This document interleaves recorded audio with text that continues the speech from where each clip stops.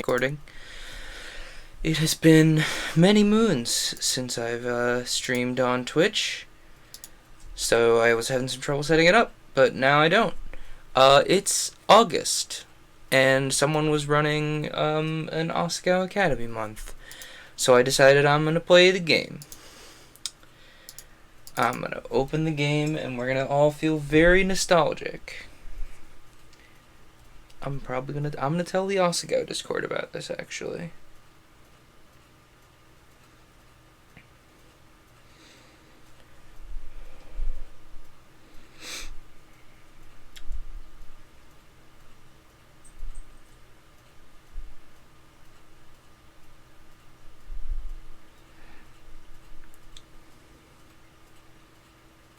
http://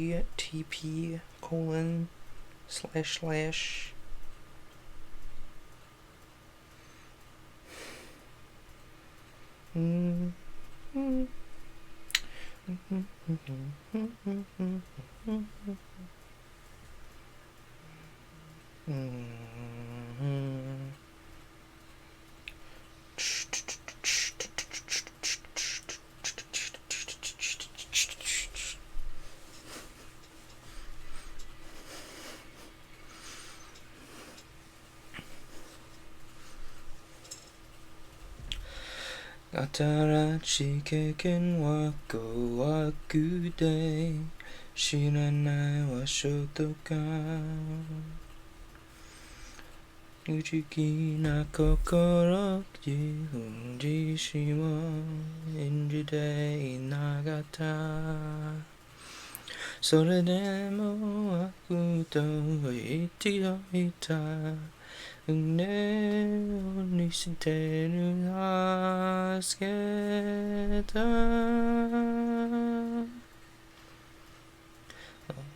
Ni iteiro ita.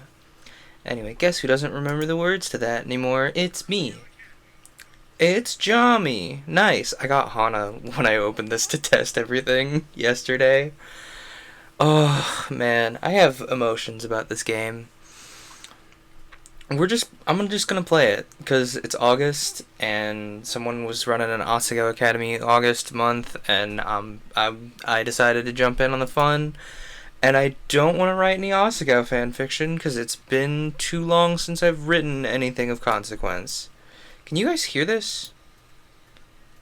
I don't know that you can. Now you can. Okay. Now you can hear my system audio. Now we can hear the sick theme music. Spicy. I want to pick up my cat and have him say hello to the stream, but he's comfy. So I won't. Just rest assured there's a cat off screen that way. His name is Magnus, and he is baby. I don't know, I'm just gonna hang out for a little bit. Make sure nobody wants to drop in on me playing Asagao, because I remember this being one of the games that actually gets me occasionally people showing up to watch. I'm also a little concerned generally about streaming this because of, you know, recent allegations, TM. And, like, yeah, functionally they're separate, they're fictional, but still, you know? Normal Boots has gotten a lot of heat recently, and I don't want that hammer coming down on me. I doubt there's anyone that's, like, specifically watching the Asagao tag on Twitch or something. I might get some angry yelly tweets on Twitter or something in response to the automated tweet that goes out. But, you know, I'm willing to deal with that, you know? This game is deeply nostalgic for me. I think there's a video of me playing this game for like 15 hours, I think. If not 15 hours, then like... Oh yeah, it wasn't just this, it was also Sploon, so my throat didn't try to kill me. But I was basically playing this for 15 hours. I'm just kind of killing time, seeing if anybody wants to show up. We will wait for a couple minutes more. I don't have any water. I do have a soda, but that's not as good. On the real though, Connor Klang and Say a Pimp did incredibly on the music for this game. Like, I have the soundtrack downloaded to my phone actively.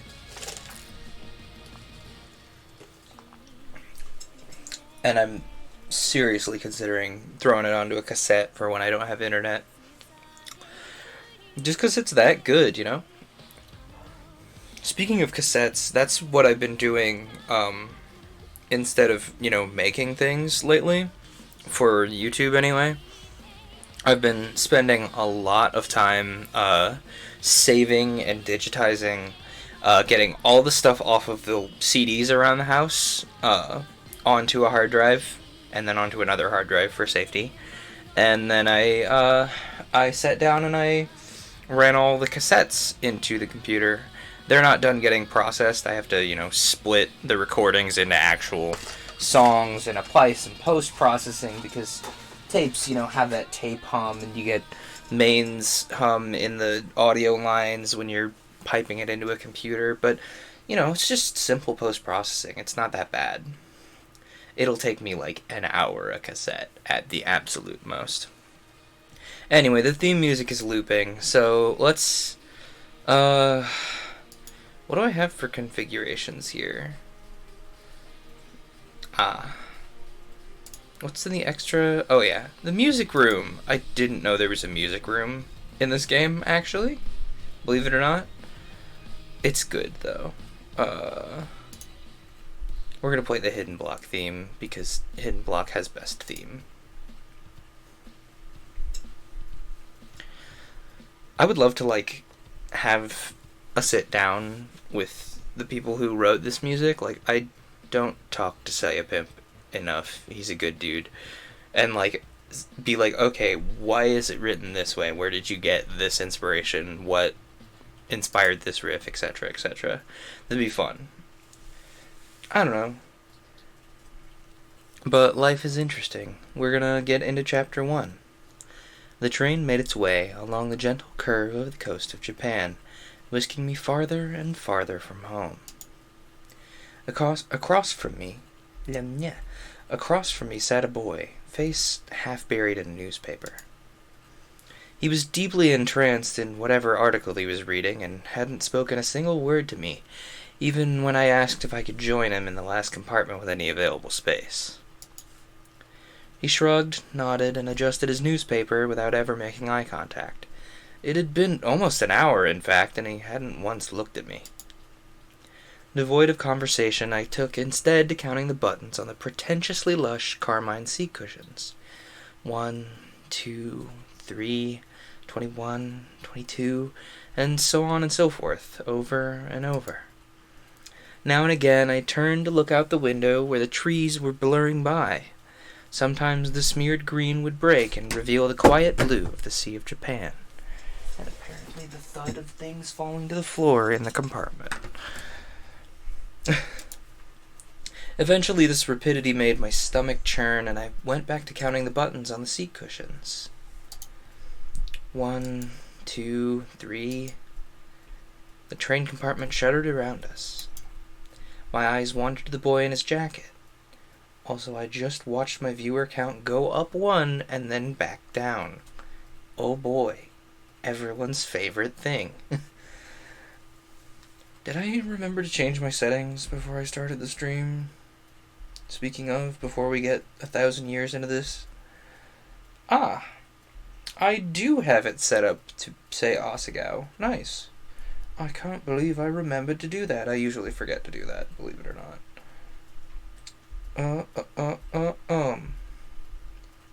What was I doing? That's what.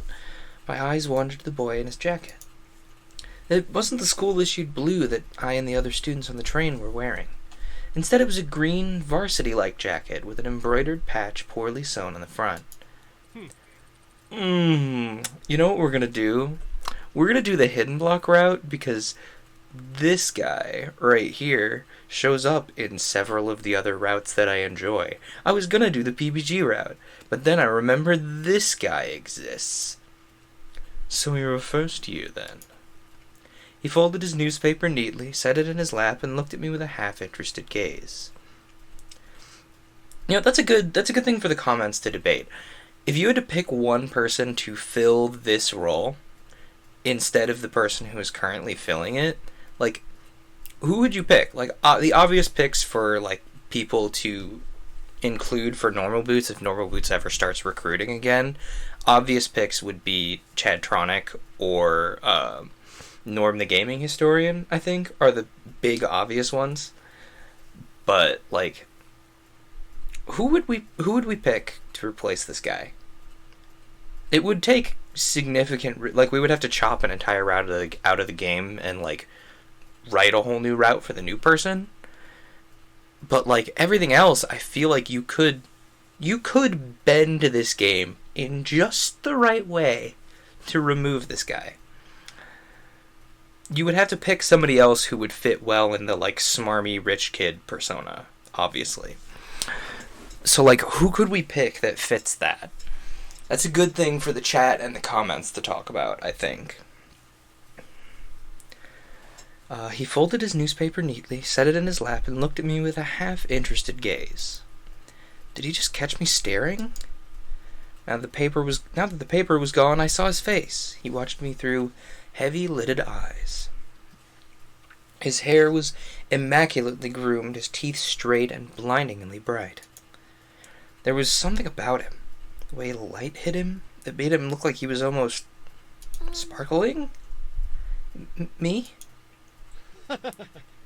He glanced around the compartment, empty beside us, and laughed. Oh. No, I'm not a first year, I'm a third year. The train began to slow, metal wheels groaning against the metal tracks. The sudden shift threatened to rob me of whatever was left in my stomach, but I closed my eyes and took a deep breath, willing myself to keep it together. And, like, listen, I know the devs literally have said to please don't mod this game because of its subject matter mostly, but, like, now would be a good reason. There's been good reasons why to mod this game. Like, I know people have, like, especially when the game first came out, people talked about fan-made clubs, you know, like Game Grumps Club, or, Rooster Teeth Club is another big one. And, like, obviously, you know, that's how I first bumped into this game. Or that's how I first bumped into, like, a lot of my current friend group is, you know, some of the fan-made clubs where people were just like, we're the Sin Club now, we're the Fight Club now, you know, etc. And that's one thing. And another thing is, like, replacing members of Normal Boots, because there are two members of Normal Boots who are worthy of replacement currently. And also Satch bailed on Normal Boots, so, like, but I don't want to cut out the Satch route, because, like, Satch's route explores Mai's character really well. Which is a shame, by the way, like, that Satch's route is the route that explores the good character instead of, you know, exploring Satch. That's something that I feel is a flaw in the Satch route, personally, that it kind of focuses on all the other characters instead of Satch. Satch is just kind of like, I make things, and I help people. And that's all you get out of him in the Satch route, IMO. You get more of who he's helping and who you are inspired to help in the Satch route. Which, like, it's not a bad choice, it just also could have worked with not having Satch be the main focal point of that route. Like, what would have worked great is if we had a Hana goes to the Flower Festival by herself route and discovers that she likes to help people or something, you know? In the same vein as the Hidden Block route or the Hidden Route TM. You know? It would have been the third oddball route that rounded things out, I think. And of course we also could have had something similar happen during the Mai route, which was a planned stretch goal and never happened. And I'm still salty. Apparently they never really did any design work for the Mai route, and Kara has gone on record stating that if the Mai route stretch goal had been met, this game probably would have almost not come out. Because the current state it's in almost didn't come out. So, I don't know. I have strong opinions about this game, and some of them have changed a great deal since the last time you've seen me play it. Anyway, the book we're reading. What kind of impression would I leave? Puking on a student before I even arrived at the academy? The boy frowned, and I picked at the hem of my cotton skirt. It's not possible. I've never seen you before. It took me a moment of mouth fishing to find a response. It's because I'm a transfer student? He laughed again. A transfer student, huh? We don't get many of those. I'm definitely just still using this Dorian Gray voice for this man anyway. I removed my acceptance letter from the front pocket of my uniform. The paper, heavyweight and off-white, had accumulated creases from my reading and rereading, as if the words might have changed since the last time I read it. The boy took it, studied it, and then handed it back to me. I'll see you around. Well then, Hana, I suppose I'll be seeing you around. He smiled at me as he picked up the suitcase lying next to him. By the time I hiccuped a response, he was already gone from the compartment. I stared out into the empty hallway of the train. It was then that I realized he, having gotten it from my acceptance letter, knew my name, and I never got his. The train settled at the station, and I filed out with the rest of the uniformed students. You know what I haven't done in any of my playthroughs of this game? Look at the diary. Let's look at the diary more often while we play today. Dear Diary, today is the day I finally go to Asagao Academy. I couldn't sleep at all last night. When my dad dropped me off at the train station, he held my hand and stroked my hair. You look like your mother did, he said, but he didn't elaborate. I miss Mom. I miss Dad. But hopefully this will be my fresh start. It was early April, and the last frost of winter had come and gone. The trees were already green, their leaves shivering in the occasional gust weaving through them. The air was mild, only a few clouds hanging in the sky. I walked along the road with a swarm of blue-jacketed bodies, looking at the little groups breaking off from the crowd. Everyone was buzzing so animatedly around me. I held my suitcase tight in my sweaty hands. It was leather-bound and worth more than anything it contained. It wasn't far to the school, and I was, for maybe the first time in my life, thankful that what I owned, it didn't amount to much. My school-issued black Oxfords clicked on the pavement. I walked this walk over and over in my mind. So many nights I lay awake, imagining what it would be like to walk from the train station to Asagao Academy this first time.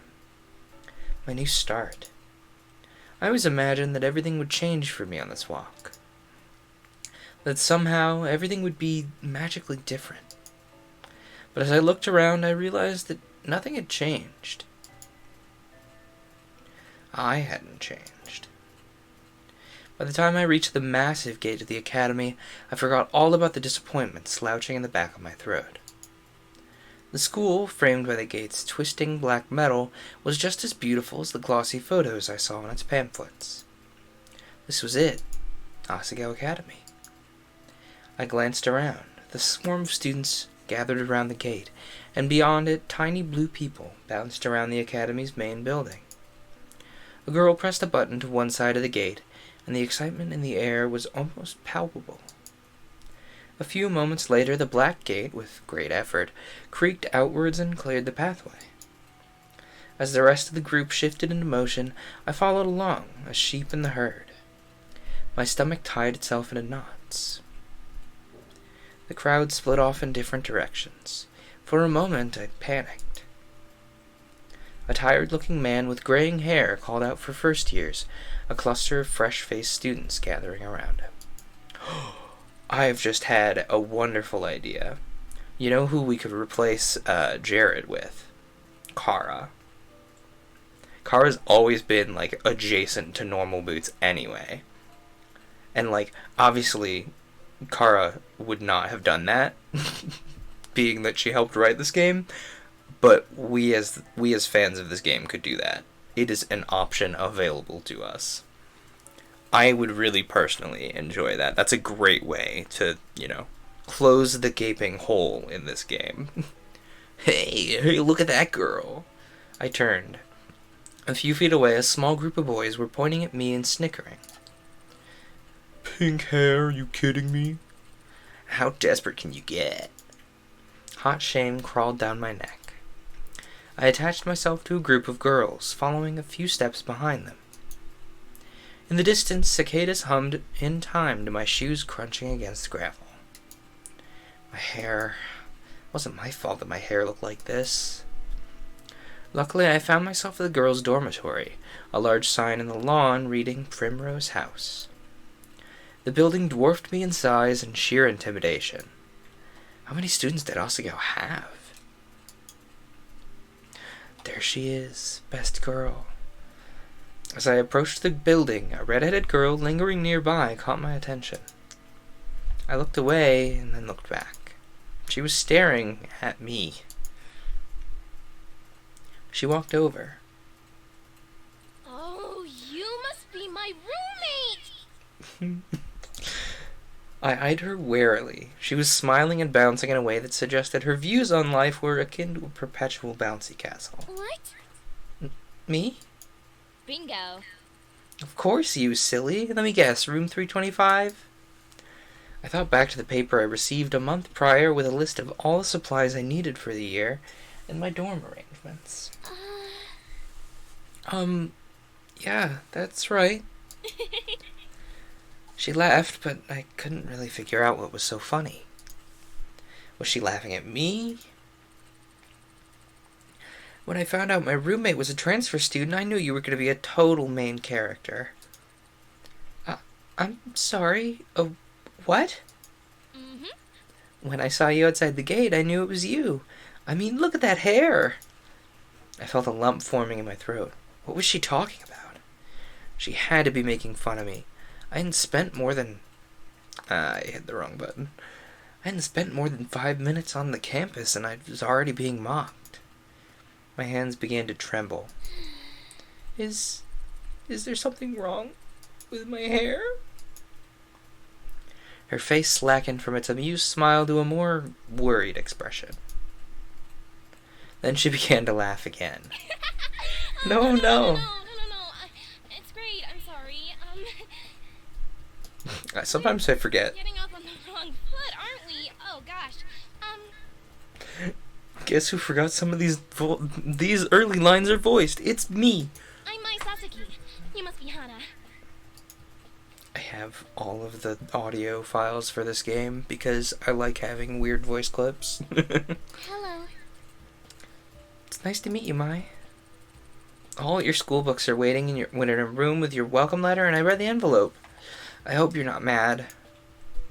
Mai started walking toward the dorm's front doors, and I followed behind like a lost puppy.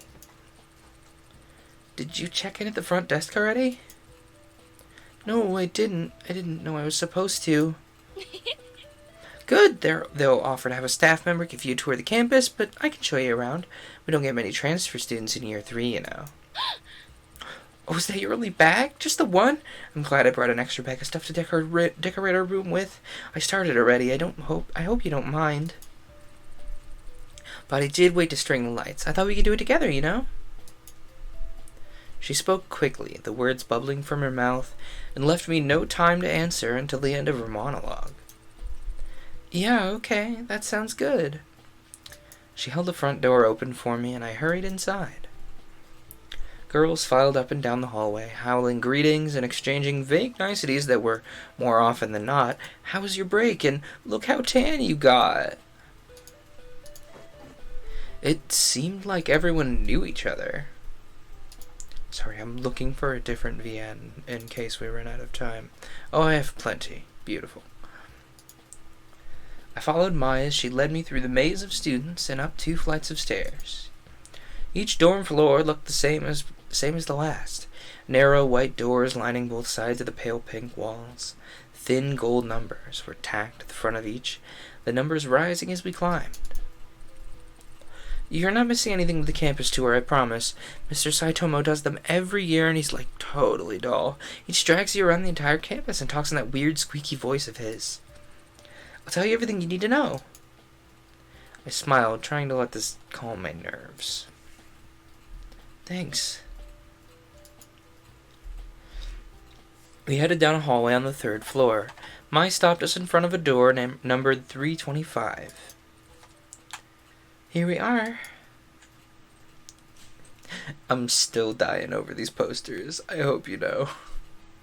It has been like 4 years since this game came out. It's been 4 years since this game came out. I'm still dying over these posters. A faint smell of potpourri wafted through the room. The walls, like the hallway, were a soft, powdery pink. Mai already defaced them with a tapestry of posters, magazine cutouts, and photographs. Some of the photos were of cats, but most were of male models and rugged musicians. A bunk bed, 2 writing desks with wooden chairs, a small dresser, and a mirrored vanity, all clearly provided by the school, were the only pieces of furniture in the tiny room. Hang on, you know what time it is? It's Magnus time. That's what time it is. It's time for Magnus. Magnus, buddy. Come here. Come here. It's okay. It's okay. I got you. I know. You're camera shy. I know. I know, buddy. You're camera shy. Yeah, you didn't want to say hi, did you? Not at all, he didn't. Like I said, he's camera shy. But you guys got a couple seconds of Magnus there. My baby boy, aren't you? You're not about that camera life, though. Come here, bud. Yeah. Anyway, local man gets distracted by his pets. The top bunk was already covered in neatly tucked blankets and throw pillows of clashing patterns and colors. The bottom bunk had a single, stiff-looking pillow and a thin cotton blanket that I didn't need to touch to know it was horribly itchy. I must have grimaced because Mai quickly smiled at me. I brought way too many pillows and blankets. I always overpack. I would daily overbreak, and Mom got really mad at me because I brought five bags, but we were only there for a week. We were only there for a week. I haven't done this in very long. Can you tell?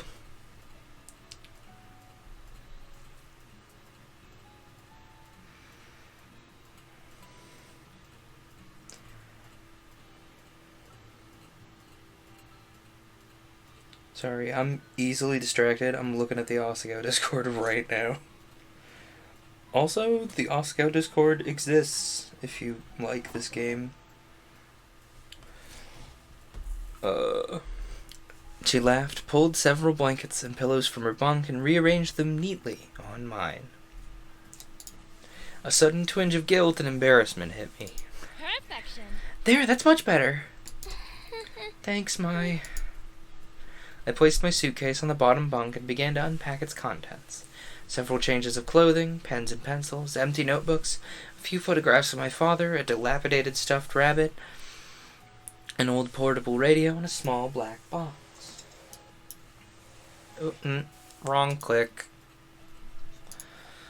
Mai opened the curtains and the sunlight poured in.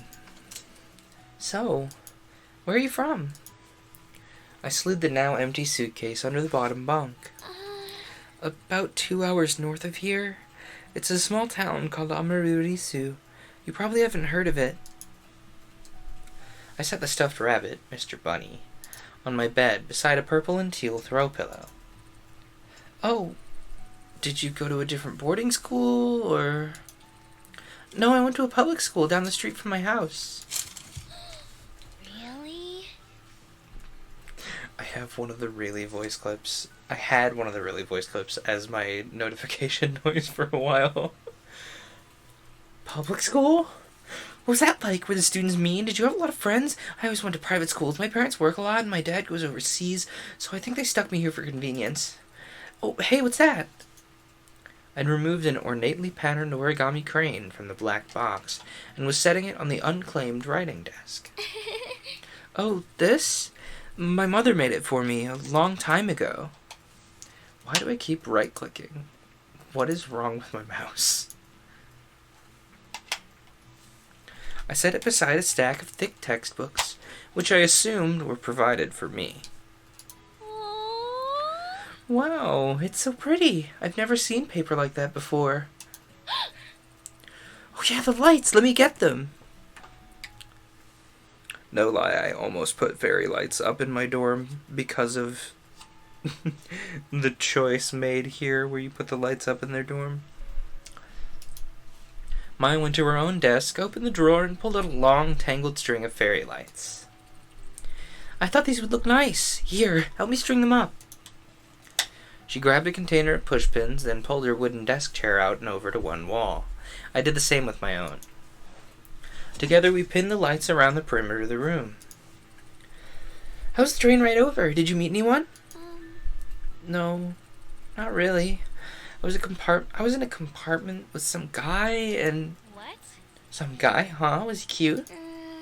Local man has one female voice, and so Maya and Hana sound the same. We've had this problem since the game came out. Yeah, I guess? I don't know. I wasn't really paying attention. I didn't even get his name. Maya seemed disappointed for a moment, and then perked back up.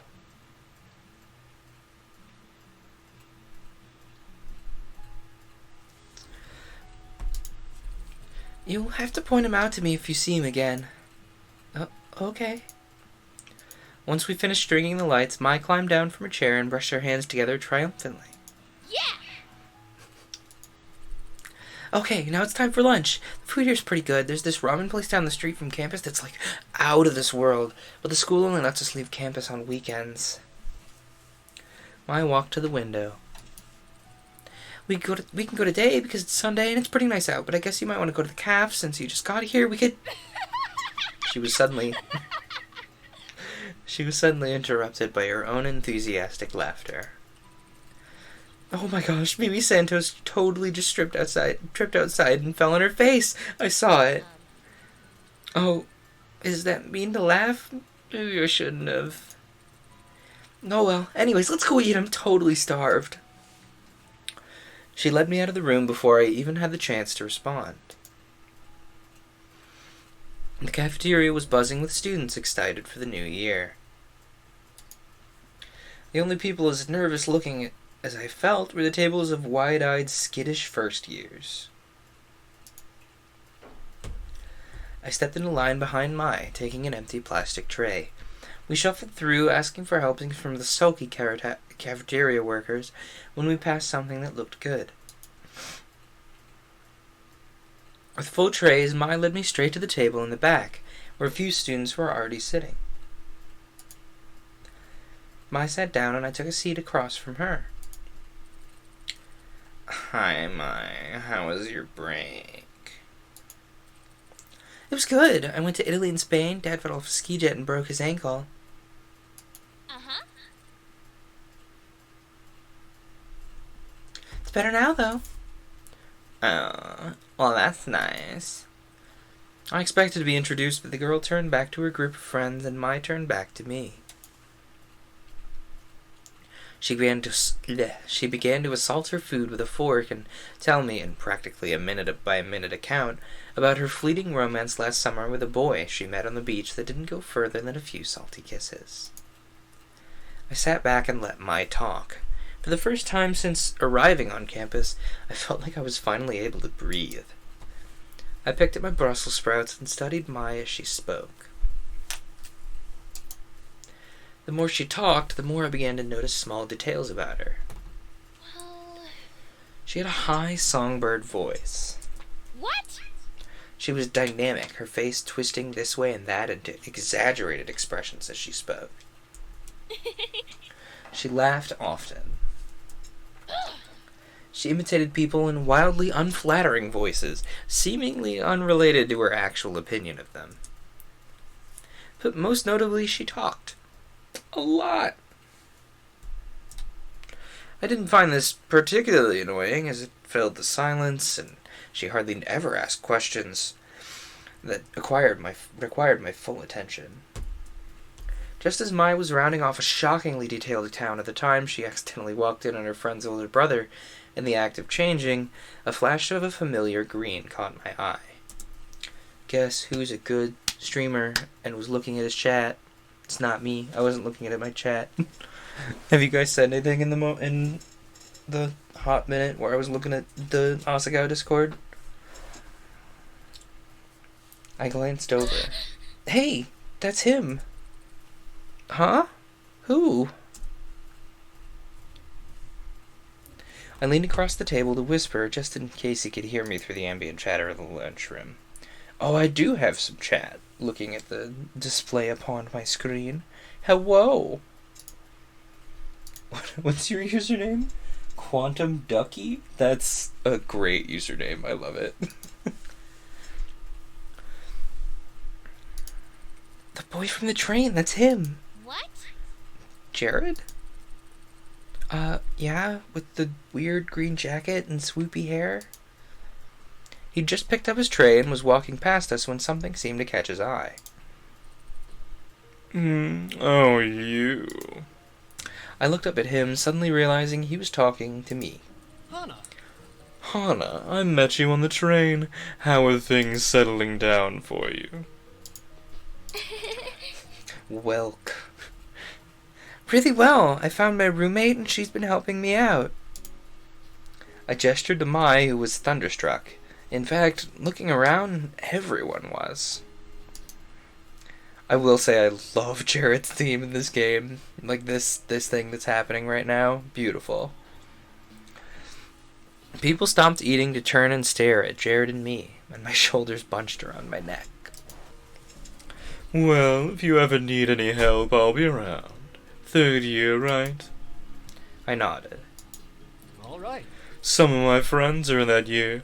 Of course, they can compare to me, but I'll give them the heads up to look out for you. He flashed a dazzling smile and then winked. It's the least I can do for such a cute girl. Well, I'll see you around.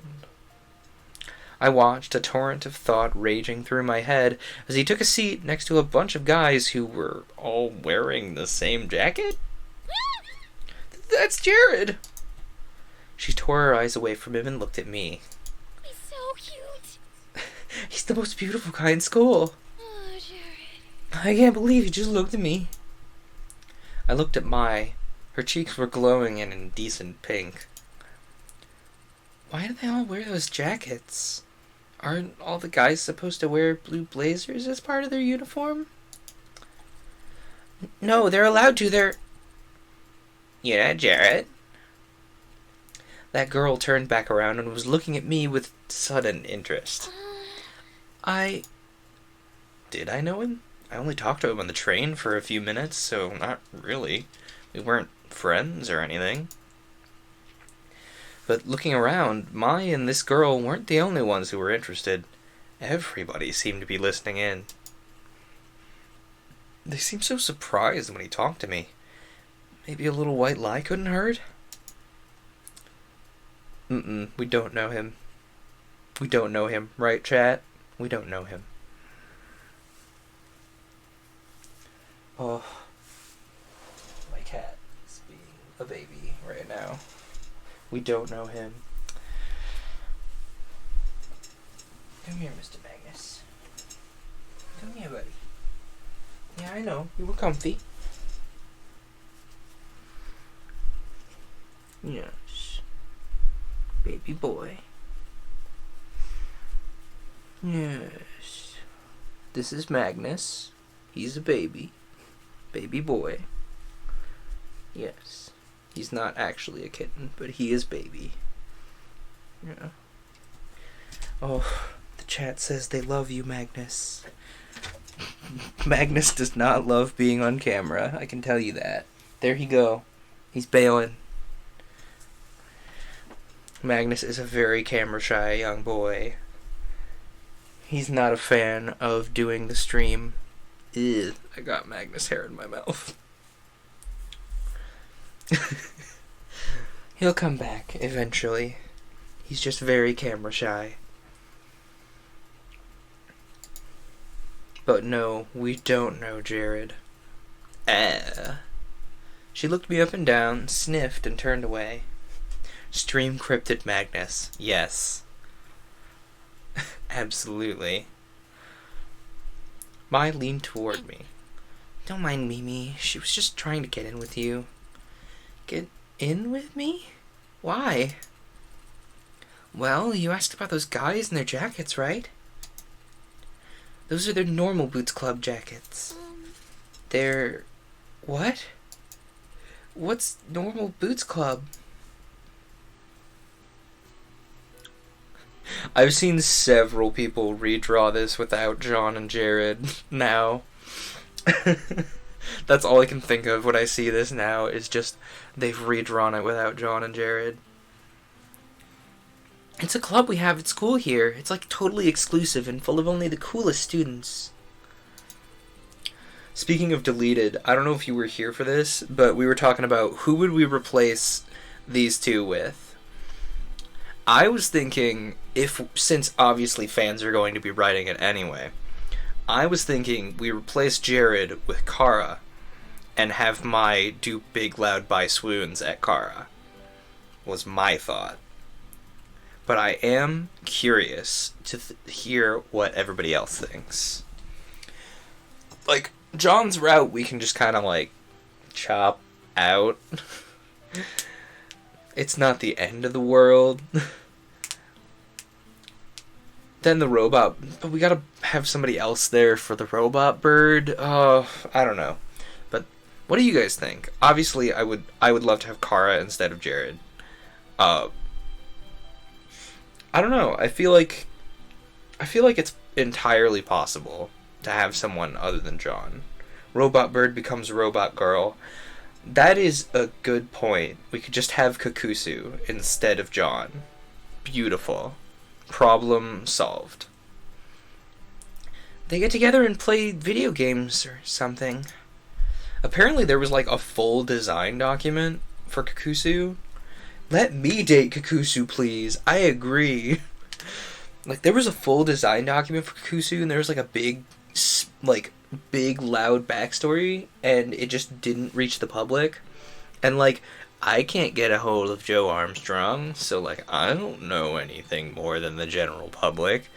I asked Kara about it when she streamed Asagao, and she was like, yeah, there's more to Kakusu, we just didn't see. And I'm like, aw, I want to know more. That one right there is John, also known as Jontron. His bird's name is Jacques.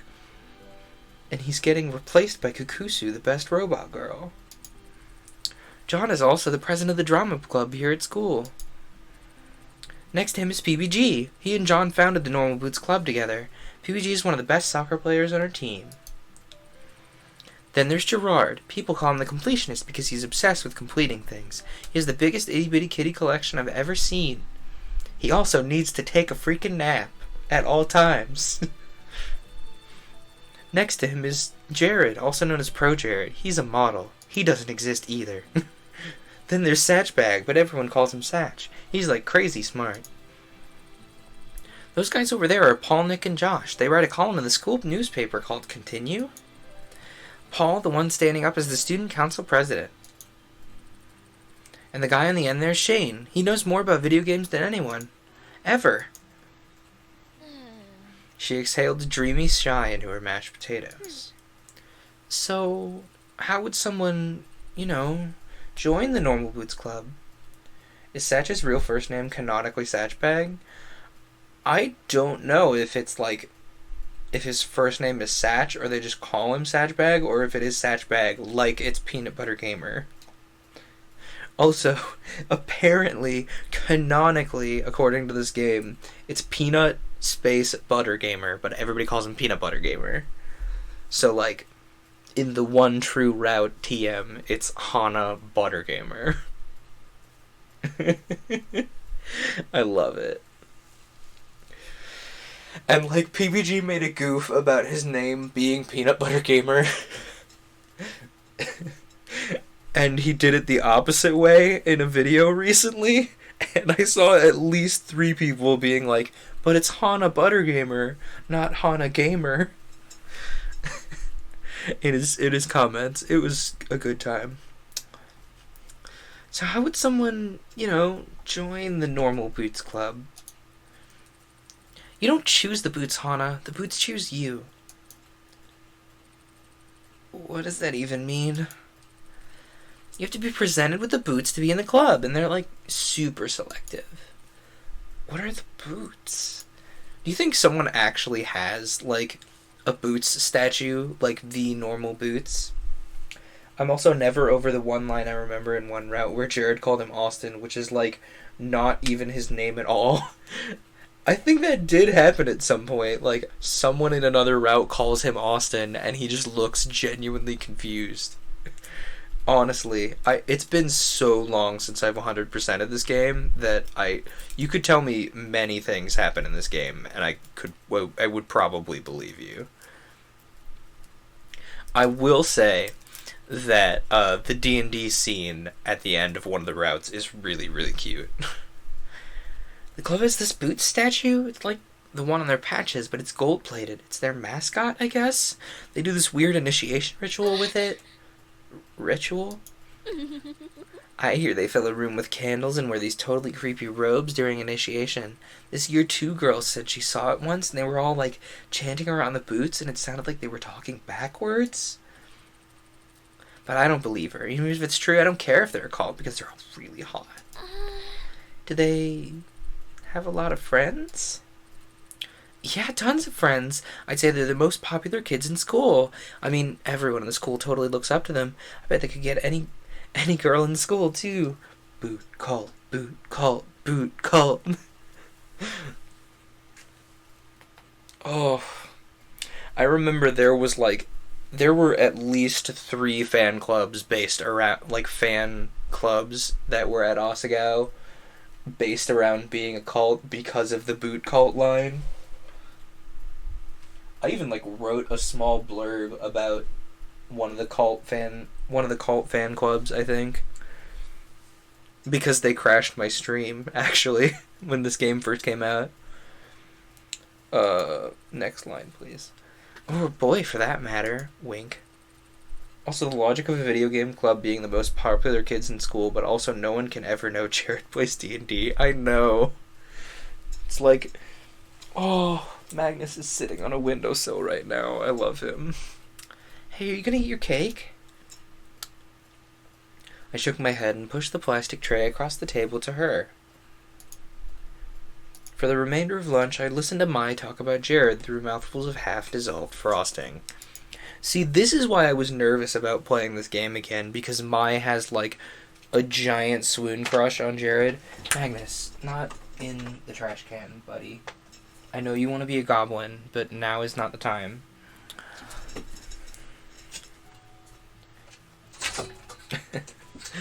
Back at the dorm, I sorted through the pile of textbooks the school left for me.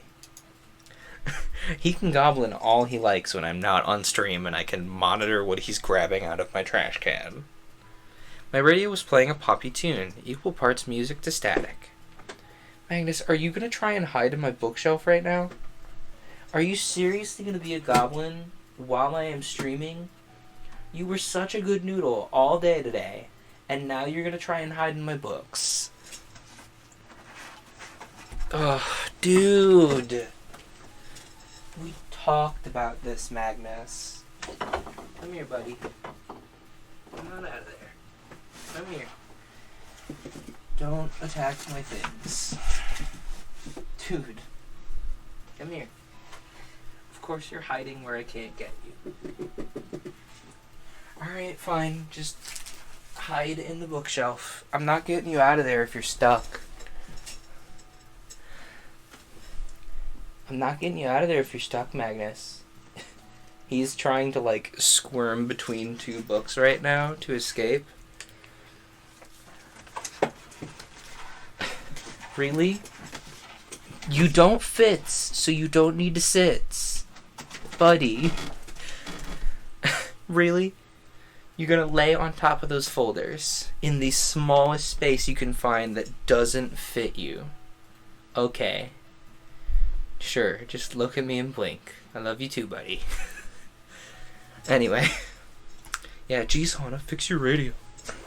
Mai fervently scribbled in a notebook at her desk, hunched over it with strikingly poor posture. That's a mood.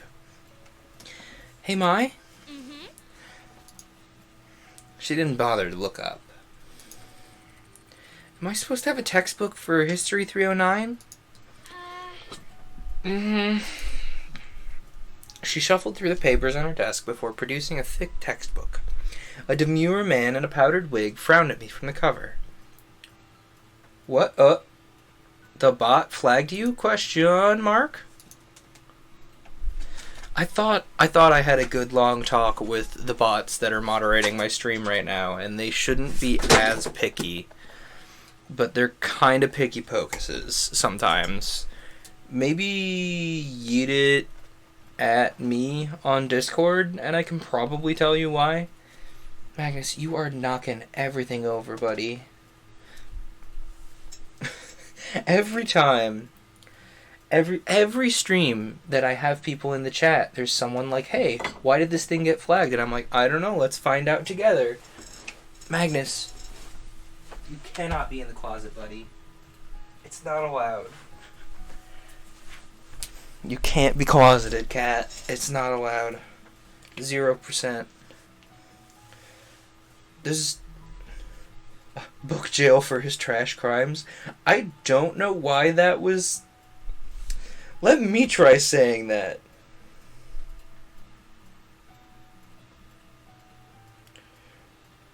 What? It let me say it, but I'm the guy who owns the stream. I don't know. Automod explain. Automod explain is right. I think I have my Automod up super high because I'm supposed to be a family-friendly stream. Every time this happens, man, I don't get it.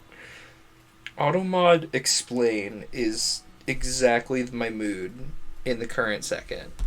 Anyway. History textbook. Yeah, this one. I sighed. I don't have that one. The school must have missed it. I shrugged and set the textbook back in her pile. They have a bunch at the library. You can just pick one out. Where's the library? Mai riffled through her notebook and wrote something down. She tore the page out and handed me a crudely drawn map.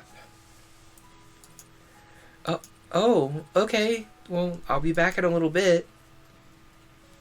Is this where we see Gerard for the tour, or is this where we meet Satch? It is where we meet Satch. The tour with Gerard ends in the library. It took me at least 20 minutes to find the library. By the time I realized I was holding the map upside down, the sun was setting. The library was much larger than I expected. Walls lined from floor to ceiling with books of all sizes on rough wooden shelves. And intimidated, I headed for the front desk. A recognizably green and gray jacket was bent behind the counter. Normal boots. I briefly considered running away. Hey. It's Satch. He's got a voice like demure silk. Can I help you? Too late. Yeah? The school forgot to give me one of my textbooks. I was told I could get it here. Which one is it? The History 309 textbook. He stepped from behind the counter and motioned for me to follow. We dodged between the aisles in a comfortable silence. I still think, I get it why Satch bailed on Normal Boots, but, it's still such a shame. He's such a good content creator. Anyway. He seemed friendly enough. I should say something. What was his name again? Shane? Gerard? John? No, not John. Satch. Huh?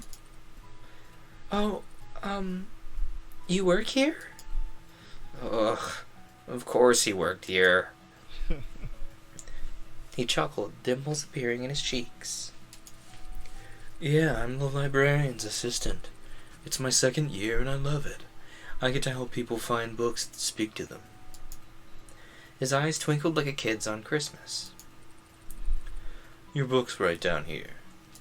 Agnes has neumed out of my door and is off somewhere, probably. I just want to know why all these high schoolers have so much beard. I know, right? I wasn't able to grow this beard until college. There was one guy in my high school who had a beard, And I'm like 85% sure he was going bald in college. So, you know. Like, I get the little, like, soul patch on, like, Satch or, like, PBG. That makes sense. That's, like, something you could grow in high school, probably, if you were well bearded and you spent a lot of time doing it. But, like, Gerard's, like, big completionist beard, it's like, you were in high school, bro. It's a lot of beard for a high schooler. PBG looks like a high schooler in real life. Accurate. Like, you know that John Mulaney bit about go get some sleep, tall child? That could have conceivably been written about PBG. He just looks younger than he is. He stopped at a row of thick, dusty books. Was this all history? And pulled out the book with a powder-wigged man I saw earlier. Thanks. He waved his hand. It was nothing. Do you need help with anything else? That tall child looks terrible. Get some rest, tall child. Exactly. I wanted to make a good impression on the Normal Boots Club, but I couldn't come up with anything. No. Copacetic. Oh, there it is. The line. You can't keep burning the candle at both ends to practice soccer. What do you mean that's not how that CG went? As we headed back through the cavernous library, my unease melted away. We weren't talking, but just being near him felt like being wrapped in a soft blanket. I resisted the urge to snuggle up to him. Me too, Hana. Me too. We neared the front desk, stepping around a clump of studying students, and as we passed, one of them shifted. Something white flew past my face. A thick piece of triangular paper lay at my feet. I bent over and picked it up. It was surprisingly heavy. There was a quarter inside of it. If I was just a hair slower, it would have hit me in the face. The students snickered, and I recognized the boys that made fun of my hair this morning among them. My heart dropped. I scanned my memory for anything I might have done to offend them, but came up with nothing. My hand started to shake. I hid it behind my back, trying to think of some way to defend myself. Why did you do that? What do you mean? We were just messing around. Are you suggesting we did it on purpose? That's definitely probably close to the voices I gave them earlier, right? I do this every time I voice this game. Sorry, Hana, the school is full of plot-designated jerks. Accurate. That was the sound of Magnus knocking something over. I can feel it. I can feel it in my finger knuckles. Come here, Magnus. Come here, buddy. No, you're not feeling it? Alright. He knows the camera's on. There was nothing I could say. I was outnumbered. They would twist my words around no matter how straightforward I was. No, sorry. You know, what I might actually be feeling in my finger knuckles is fatigue. Because I use my hands all of the time, and I'm 80% sure I gave myself a minor repetitive stress injury at my last job. So that's a fun time. One of the boys held out his hand for the paper. I inched closer to give it to him, angry at myself for being so compliant. I wish I were... A gentle warmth closed over my hand and took the paper from me. Sash examined the paper closely. I see what the problem is. Your aim would be better if you cut the corners before you fold it. He placed the paper on the table. The boy looked at him in sheer awe. Be careful, though. You almost hit her, and that would have been awful. I need new hands, cool robot hands with screwdriver attachments. That would be sick. I'm about that. I would have to, relearn all of my hand-based skills, of which there are many, but that sounds like a good time. I would take new robot hands if I knew all my muscle memory could be downloaded into them. Because that sounds like a good idea. My hands began to sweat as panic shifted through me, afraid of the response, but Geez, we're sorry. We'll be careful next time. Yeah, it was an accident. They apologized? Thanks, I appreciate it. He gave them a wide smile and continued off down the aisles. I followed closely behind, my legs weak. Don't tell me they stopped because of him. Simply because I was with him? I wanted to thank him, but my heart was pounding so hard I knew my voice would shake. We reached the front counter and he scanned the history book. My lips trembled as I willed myself to say something, anything, to thank him. He tilted his head to the side. And what books do you like to read? Fiction?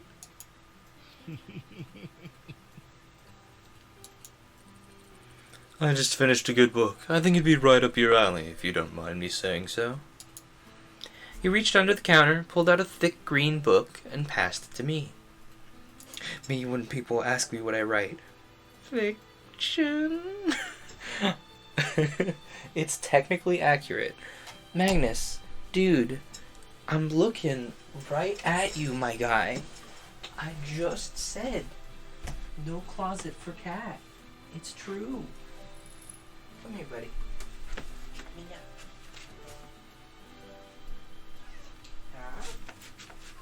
Uh-huh. I'm not gonna make you be on camera. I just want to get you comfy. There we go. Get comfy. Get comfy. A man in black stood on the front, hugging a woman in royal robes. It's long, but it's one of my favorites. The Princess Betrothed. I know things can be tough transferring to a new school. If you're ever worried, just read this. It'll transport you 100 miles away in a second. Tears stung my eyes, so I ducked my head. Satch. Thank you, Satch, for more than just the books. You're welcome. Oh, I'm sorry. I don't think I got your name. My name is Hana Mizuno. I'm a transfer student. Well, it's nice to meet you, Hana. Let me know how you like the book. I will. That couldn't have gone better. Not only was Satch impossibly kind, but being around him felt easy and refreshing. Hana's voice is so cute. I agree. The person who did Hana's voice is a really good voice actress.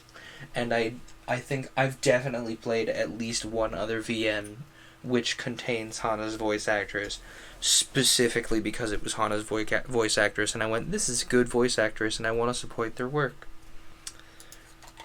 Like being doused in the mist of a waterfall. Oh my gosh, what was I thinking? My cheeks hot, I left the library, 2 surprisingly heavy books under one arm. I settled into bed, eager to get started with my new reading material, but Mai was sitting at her desk, carving a pencil idly into the pages of a notebook. Every few minutes she released a long, drawn-out sigh as the lead of her pencil whined against the paper. Hana has really good hearing. I lowered my book and took the bait. Is something wrong, Mai? She let out another dreary sigh. I love how when Hana gets super flustered, she just from the thought of, wow, he's pleasant to be around. Yeah, that's, indeed she does. In fairness, I've caught myself being flustered over less. I hope Jared notices me this year. Does Jared know you like him? Mai whirled around in feigned shock. What? I don't like Jared. Oh. I closed my book and set it aside, deciding to play along. Well, have you at least tried talking to him? No. I mean, I have before. Why don't you try again? She bobbed her head from side to side, considering this like it never crossed her mind before. Yeah, maybe I could do that. Satisfied, I picked my book back up. Have you ever had a boyfriend, Hana? What? Me? No, never. Really? Really? Nice. Never? Never. I bet you 10,000 yen. Wait, Yeah, that is 10,000 yen. I bet you 10,000 yen you meet a totally cute boy here and fall in love by the end of the school year. Every time I see this, that's like $100, right? Is it 10,000? Is it 1,000 yen is a buck? I don't know, man. 10,000 yen to dollar. Yeah, it's $100. Every time I see this, I'm like, is that $100? You're crazy. Wait. Listen closely. Hang on, I just heard it. There's occasionally a little harp sample. When it loops back over, you'll hear it. Okay. Like, if you listen closely to the music, there's a little harp sample in the back. Have you considered speaking to him? Sounds crazy, but it might just work.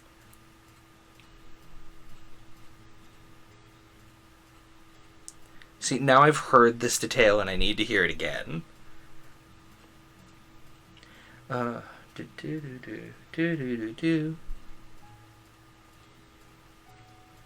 telling you, man, it's back there. Anyway.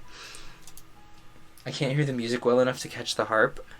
Can I bump my system sound louder?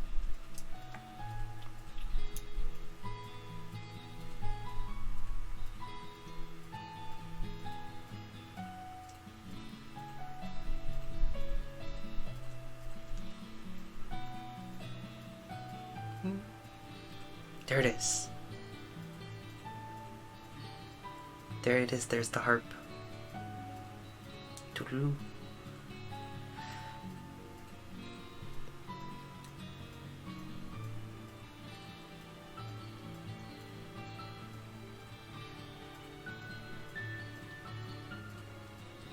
It's just barely there. It's really quiet. Anyway, I'm gonna bump this back down a pinch so you can still hear me. I am going to leave it a little louder than it was, though, because the music in this game is really good. Like, Sayapimp and Connor Klang and the third person who did the music for this game, whose name escapes me, y'all did really, really good. I buried my face back in my book, barring Mai from any further discussion. Fall in love by the end of the year? Me? If I were a betting kind of girl, I'd take that bet. I awoke the next morning with what felt like a lizard in my throat. Lizard. We're gonna click the diary button because we didn't click the diary in the last 2 playthroughs of this game we've done. Dear diary, things seemed to go well yesterday, and thank goodness for that. I seem to have somehow made a friend named Mai, and she's really cute. I'm lucky to have her on my side. She seems so popular and kind. Aside from that, I ran into this group of guys called the Normal Boots Club. They're really popular. I wonder if I could get in with them too? Mai was already up, shuffling through her school bag with an enigmatic grin. The first day of school. Hannah! It's because you live together? Accurate. Hana, you're finally awake. Her voice sliced through the air like a knife and I winced. She was definitely a morning person. It's time for the first day of school. Aren't you excited? I can't wait to see what's going to happen. What do you mean? Is something special happening today? Something strange always happens at the first day of school, especially to someone like you. I know, Maya's best girl. She winked. What? Someone like me? Uh-huh. You know what I mean. She smiled and started messing with a pile of papers on her desk. Oh, it's this one. I love this song. do do do do do do do. I just love the music in this game, especially like the chill, like just the day's happening kind of music. That's this. Shaking my head, I got out of bed and pulled my uniform out of my closet. My palms sweat as I held the gold vest and blue jacket. Was it really possible for things to be different here than they were at home? What if the problem wasn't actually the school? I shook the thoughts out of my head and changed at my uniform. Oh! What is it? You look so cute! Really? Heat crept up my neck. Yeah. Completely! Your hair matches your uniform so well! You look like a flower blooming straight out of the ground. Thank you. Water stung the back of my eyes, and I turned to start packing my backpack. Why was I getting worked up about something as little as this? I must have gotten less sleep than I thought. Is something wrong? They were both blushing. It's true. No, nothing's wrong. I'm just happy. How dumb was that? I started crying at the first sign of someone being nice to me. They're both bi. Just let it happen. I took a deep breath to steady my nerves. What an oddly menacing thud. All the air left my lungs as something like horse hooves slammed against my back.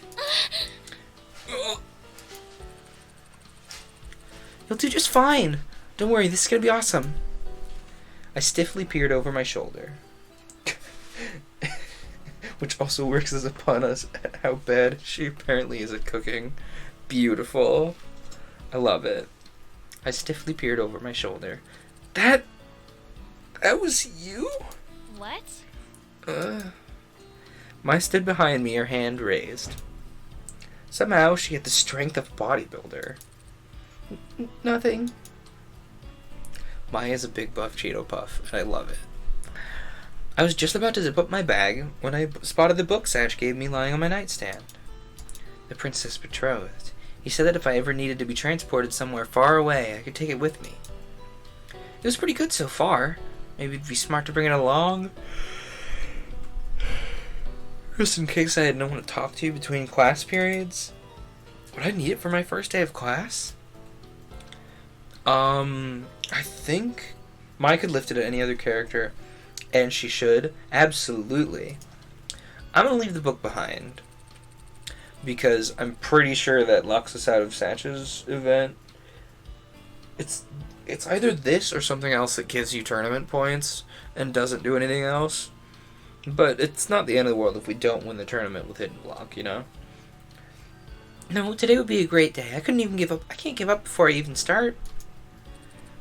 You ready? Yeah. Yeah, let's go. Sticks with me and he'll be fine. Mai opened the door and together we stepped into the hallway, merging into a steady flow of chittering girls and fruit-flavored perfume. My, I didn't know we live on the same floor. No way, really? That's so awesome. Now we'll be able to catch up. Whatever happened between you and... The river of girls shifted as we headed down the stairs. Suddenly I found myself surrounded by a bunch of people I didn't know. What a jerk. Oh wow, what a jerk he turned out to be. What even is this Mimi voice? It's just like my standard snotty girl voice. Like, ugh, I can't believe you've done this. You don't have, like, the latest Gucci bag? I can't stand it. Oh no. What would I do if we got separated? Anxiously, I searched the crowd of girls for Mai, but I couldn't find her. Everyone was dressed in the same Asagao uniform. It was difficult to tell everyone apart, and being so short really didn't help the situation. As we turned the last corner down the stairwell, I saw a flash of red hair a little ways in front of me. Mai? I reached between two girls and tapped her on the shoulder. Huh? Oh, Who are you? The girl's eyes flashed, almost like a jolt of electricity shot through them. Hana exists, Mimi. Ugh, I can't believe you've done this. There she is. Best girl. It's Kakusu. She's the best. I'm sorry, I thought you were someone else. She said nothing and turned away. Before I knew it, she was gone. I stood outside of Primrose House, watching the flow of girls disperse across campus. Maya was nowhere to be seen. I couldn't even hear her chirpy voice. Oh, man. I took a deep breath, biting my lip. This wasn't a big deal. I could go to class alone. But I didn't even know where the building was. I reached into my backpack and dragged out my class schedule. Homeroom 206 Poppy Hall? I want to redraw that. Why is the dog on the counter? He likes to be tall with Hana. Accurate. Please do that. Just, why is Hana sitting on the counter? She likes to be tall. Which one was Poppy Hall again? Weren't the classrooms on the other side of campus? I picked a direction and began to walk, trying to ignore my rising panic at the thought of arriving late to the first day of class. As a third year where no one knew me, all the people staring. Hey! Hey, you okay? You look a little lost. Someone called out to me and I turned around, almost jumping for joy. When I froze. A Normal Boots jacket? He was part of the Normal Boots Club. I could practically feel my tongue swelling in my mouth. If this was a Normal Boots Club member, I had to make a good impression. He was one of the founders, right? Then he must be JonTron. Yes? I'm new. I don't know where Poppy Hall is. You a freshman? No problem. My class is in Poppy Hall. I'll walk you there. Really? Really? That would be wonderful. Thank you. Was this really happening? He began walking toward a large brick building in an enthusiastic manner, pumping his arms up and down like he was in some kind of show tune. I fell into step behind him. I didn't notice it when Mai pointed him out to me yesterday, but John had big brown eyes and a warm-looking face. He was basically a human puppy. I glanced up at him out of the corner of my eye. A bird on his shoulder. Birds always made me uncomfortable. Something about the ease with which they could poke out someone's eyes. Is something wrong? Why'd you stop? No, nothing's wrong. Why does she keep calling him JonTron and not John? Like, it's established his name is John. He's not Peanut Butter Gamer. He's not Peanut Butter Gamer.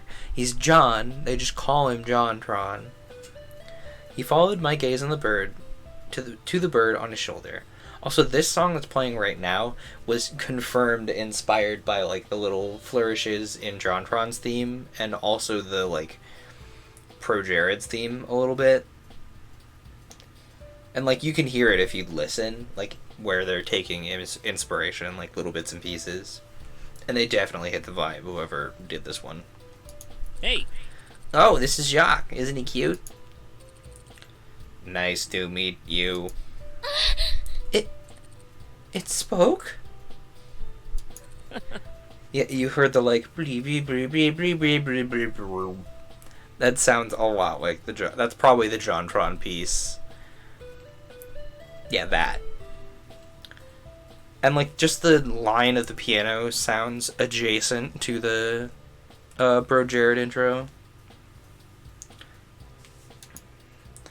He put his hand to his shoulder and Jacques jumped into his palm. Jacques is a robot bird, see? Hello. Jacques' eyes gleamed a dangerous red when he spoke, but nothing else suggested he wasn't a normal bird. Also, like, right before it loops the da-na-na-na-na, that reminds me of Jared a little bit. In fact, if I hadn't known better, I would have said the red in his eyes was painted on. That's amazing. Jacques twitched his head to the side, examining me in return. The more he looked at me, the less afraid I was. What are you looking at? What? What? Nothing, I'm sorry. Oh, yeah. Jacques could be a little sassy. Who are you calling sassy? I'm not the sassy one. I don't forget to feed you. Jacques, that was one time.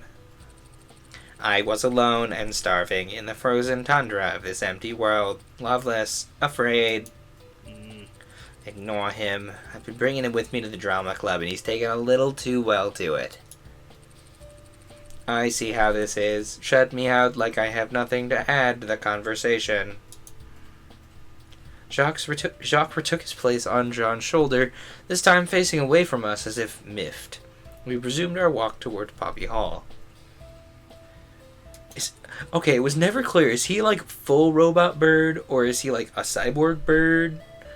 Like, obviously, like suggesting that you feed the bird suggests that it's a cyborg bird, but like, was the lore ever clear? I'm JonTron, by the way. Call me John. Hana, nice to meet you. Hana. Hana, that's a cute name. Oh, thank you. So how long have you had Jock? Maybe that's just what he calls it when he plugs in to charge his batteries? Maybe. Since middle school. We've been together for 4 years now, ain't that right? I'm not listening. In Jean's route, doesn't he explode and get put back together?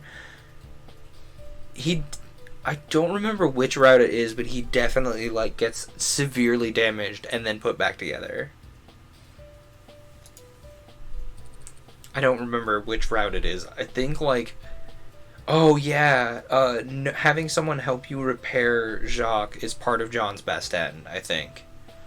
Because in John's best end CG, like, just try taking a screwdriver to meet.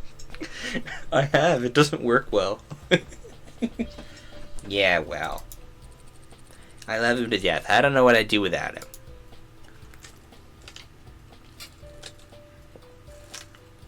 I mean, it seemed like life would be a lot easier without him, but who was I to say that? We arrived at the brick building, and a white sign surrounded by poppies declared it to be, unsurprisingly, Poppy Hall. Which room are you in? 206. Really? Seriously? Yes? That's my homeroom. We're in the same class. John laughed and clasped me on the shoulder. Wonderful. I guess I'll be seeing more of you then, right? Yeah. Yeah, sure, right. Together we entered Poppy Hall. Poppy Hall was lined with fluorescent lights and Asagao blue lockers. The lack of students milling around in the hallway indicated we were a bit late. Also, my brain is just like, I have a little tickle in the back of my brain. Isn't a beta shot... There was like a shot from the beta of this game where we're in the hall at the end here, where like you can see out the windows. I think. Don't quote me on that. But that snapped together in my brain just now. Poppy Hall was lined with fluorescent lights and Asagao blue lockers. The lack of students milling around in the hallway indicated we were a bit late. We ran up the stairs and made it into the classroom just as the bell rang. My heart caught in my throat. Thankfully, the teacher hadn't come yet. Instead, students clumped into tight pods and milled around the classroom, catching up on John. vacation news. Thanks so much for showing me to class, John. See you later. No problem, I'll see you around. Is Jacques a student? He has a little normal boots jacket. Like, I feel like Jacques is an emotional support animal.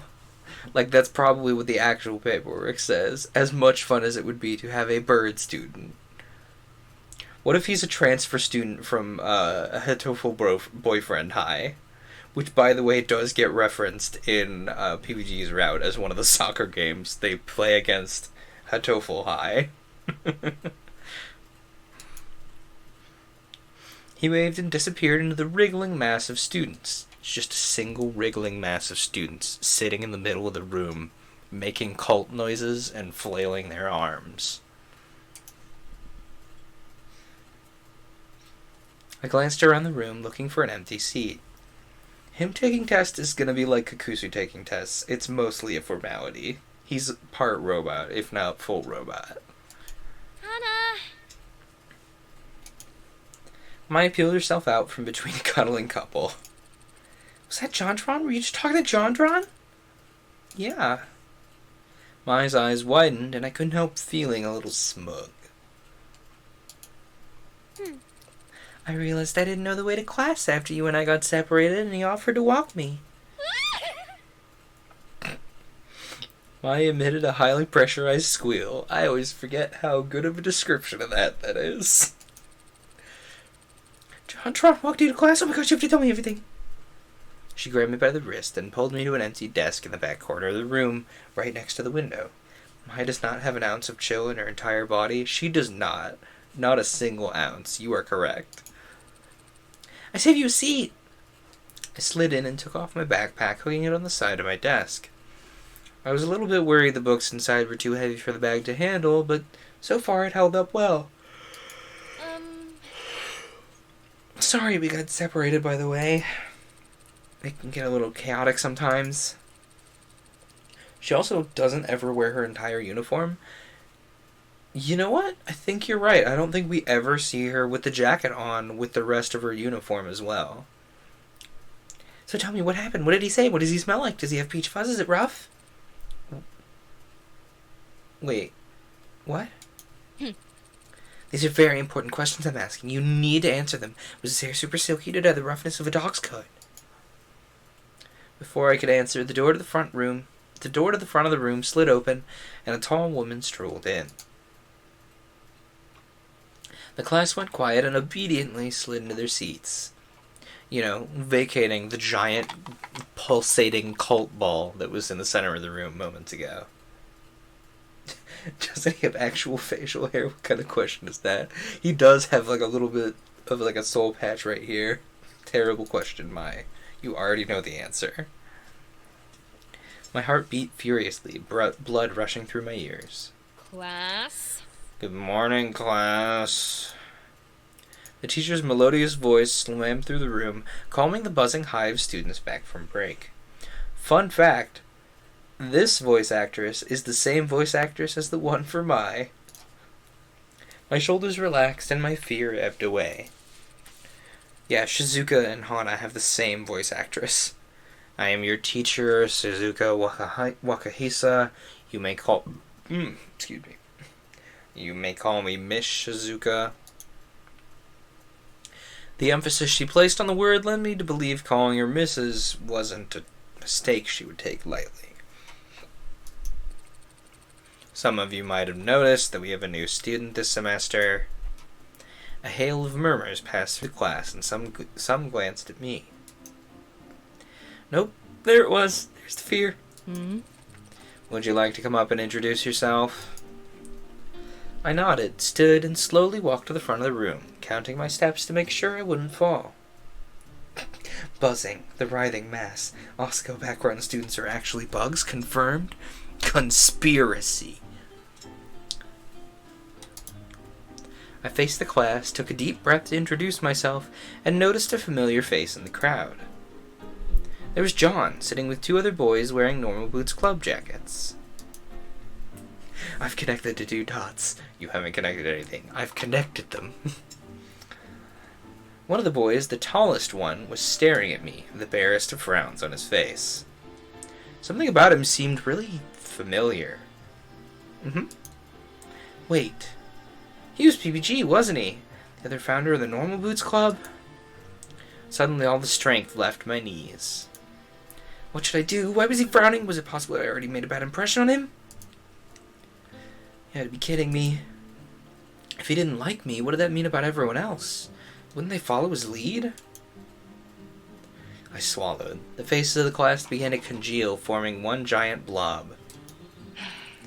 You moved from Amarurisu, right? I nodded and swallowed again. Calm down, Hana. It's just the peanut pout, TM. Then, like a beacon of light, I noticed Mai smiling and giving me a thumbs up. Thank you, Mai. That's right. What would Mai do in this situation? Yes, I've just moved here. My name is Hana Mizuno.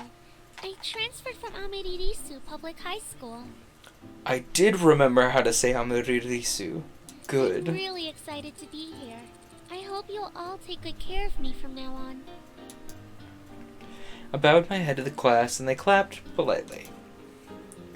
When I looked up, PBG wasn't frowning, but he still seemed oddly confused. Maybe he always looked like that? Thank you. You may be seated. I returned to my seat, heaving a small sigh.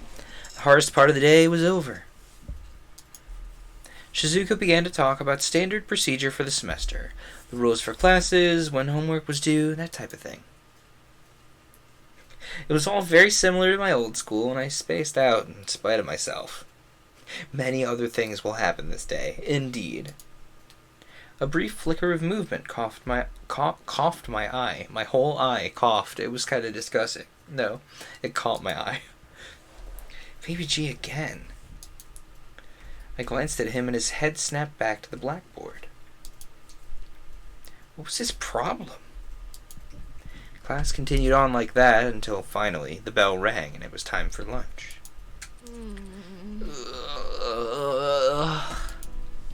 Mai stretched her arms over her head and yawned. Man, I hate this first day of class. It's always so boring. Weren't you looking forward to it this morning? Something about exciting things happening? Well, yeah, but it already did. You met Jondron, didn't you? Now I got nothing left to look forward to. And I was hoping to see Jared before class, too. She slouched and fell across the front of my desk. It seemed like this would be happening a lot. Is Jared really that hot? Mai's head snapped back up, her eyes flashing. What did you say? If you stare directly at him for too long, your nose will melt off. I've seen it happen. What? Anyway, let's head to lunch. I'm super hungry. I looked at my backpack. It held up well throughout class, but I worried that if I didn't take some of my stuff out now, I might do some permanent damage to it. I couldn't exactly afford a new backpack. I need to put something in my locker first. Oh, no. But if we don't go now, they'll run out of sesame seed buns. That's okay. I'll just go on ahead. Come and find me, okay? Okay. I was so lucky to have someone like her as my roommate. Quickly as I could, I went to my locker and emptied out some of the textbooks I didn't need. I smiled to myself. My introduction went well. Good thing Mai was there to give me that little boost of confidence. Especially with PBG staring at me like that. Maybe I could ask her what was up with him when I met her at the cafeteria. Might just be the way that he was. Cheered, I headed for the cafeteria. I carried my melon bread through the minefield of people, searching for the now familiar sight of Mai's red hair. Where is she? I couldn't see her anywhere, and there were almost no empty seats. All around me, students circled each other, laughing and joking, sharing bites of food and splitting the cost for sodas. Suddenly I felt very obvious and very alone. Isn't there anywhere I can sit? Just then I spotted a table at the front of the room. A lone boy sat at it, stabbing his spaghetti with the vigor of a Roman general. He was having a hard time with it. It him. It the brutal moose. I moved closer to him, working up the courage to ask to sit with him. Well, no wonder. He was eating his spaghetti with a spoon. Wait a second. This guy was in my class, wasn't he? I saw him that morning at the front of the room. He was wearing a jacket just like the normal Boots Club's, but different. A golden gray jacket with an 8-bit block on the front. And his weird spaghetti spoon ways. The spaghetti spoon was prescient, by the way. Brutal Foods. Was he a member of another club? Or maybe he was friends with them? Hey! Hey, what? Hana! Oh, Mai. Mai appeared between me and the boy, who glanced up at us. Before returning the spaghetti. Thank goodness I found you. I saved a table for you in the back. Oh.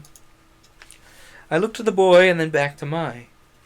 Brutal Foods foreshadowing. Spaghetti spoon, melon bread rant. The melon bread rant. Double foreshadowing. You're right. Come on. She grabbed my shoulder rather forcefully and pushed me to the back of the room. Hey, what's wrong? Well... You're so lucky I got here when I did. That kid's brutal, Moose. His real name's Ian. He's from the Hidden Block Club. The Hidden Block Club? Yeah, the rival club of normal boots. He's really weird, I mean.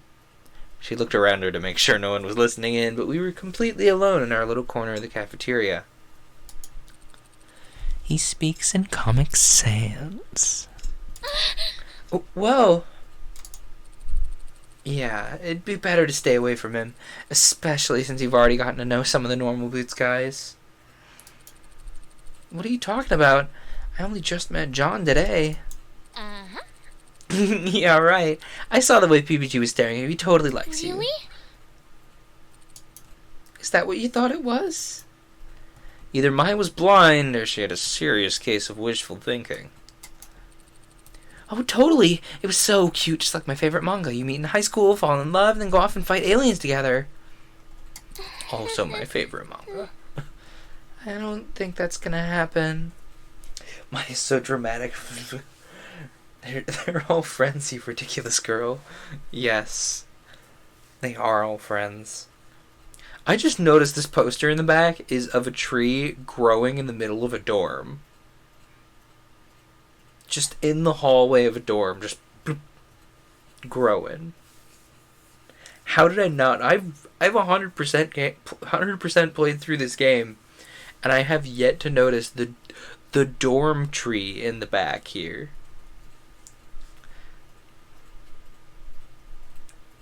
You know, I don't think I've actually looked at all the backgrounds and bits and pieces of this. I have some of the UI pieces on my computer still because they're just really good, and I like them.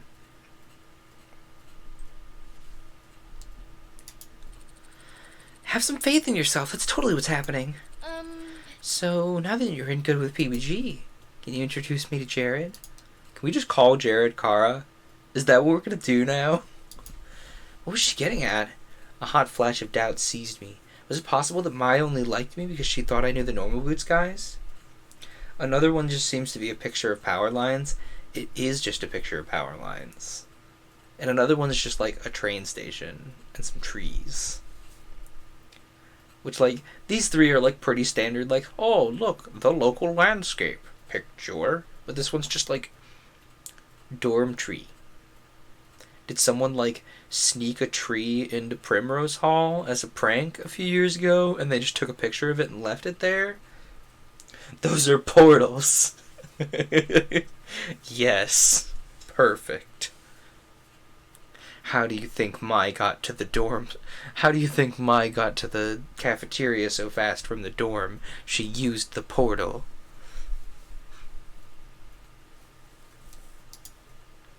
That couldn't be the case, though. She was so nice. Still, looking at her shining and eager face, I couldn't talk myself out of the idea. The one with the tree takes you to school that's like a TOEFL boyfriend, but with plants instead. I think I've played one like that. I actually thought PBG didn't like me. What? Why would you think that? Well, he was glaring at me. Man, you just don't understand. It's a love triangle. Love triangle. What? A triangle now? I can see it. Stars practically erupted from her eyes. Dwee, dwee. PBG, I can't. But Hana, I love you. PBG. But my maidenhood. Where are you going with this? I slammed my fork onto the table, and Mai looked pleased with herself. Okay, I'm just kidding. You're just really cute when you blush. You almost match your hair. My maidenhood. One of my favorite lines from Mai. Oh. That's not fair at all. I beg to differ. Still, I searched my mind, eager to change the subject. That was an impressive scenario. What? What? No, it wasn't. I just made it up on the spot. I definitely don't write fan fiction about the normal boots guys, not at all. I really like that nervous laugh. Can I play it again? What? That's a good mic clip. I'm a fan. Oh, so the girl was talking to me when we got separated. Mai told the story of her past friendship with this girl like they were eternal arch nemeses. Apparently, they had some bad blood. It's a good clip. I nodded, choosing to take the time to relax. Before I knew it, we were both finished eating. We got up and tossed our trays together. As I headed toward the door, though, Mai hesitated. Hey, I forgot something back at the dorm. Oh, do you need help? No, I'm totally okay. I'm just gonna go get it. I'll see you later, though, okay? See you later. See you in class. I waved, and Mai sprinted off in the direction of the dorms. Alone again, I crossed my arms and headed back to Poppy Hall. Large groups of 7 or 8 people were laying out in the sun, playing catch and eating lunch on the lawn. It looked like fun to have so many friends like that. I smiled. Maybe this new school really would be better than my last. Without students inside of it, Poppy Hall looked a bit like an abandoned hospital. My footsteps echoed as I climbed the stairs to the 4th floor. There was nothing to do. I didn't even have a book to read. I sighed. I should have brought it when I had the chance. I stepped into the classroom and saw a flash of movement by the window. A boy sat on the windowsill and he jerked up when I came in. He was silhouetted by the afternoon sunshine, so I couldn't quite tell who he was. Hello. I'm sorry, did I bother you? The boy stood and shook his head and then crossed to a desk on the opposite side of the room. As he passed, I was able to see him clearly. Another normal boots jacket? This guy, he was Shane from the Normal Boots Club. How on earth did this keep happening to me? Son. Shane. Sachin sat down at his desk, fidgeted with his hands a little, and turned to look down at me. You're the new girl. I don't know Shane's voice. My name's Hana. It's nice to meet you. And he nodded. Shane. Silence filled the space between us. Panic built up inside me. This was my chance to get into the Normal Boots Club, and I was blowing it. I sat down at my desk, fiddling with my hands. There was nothing for it. I had to try to make conversation.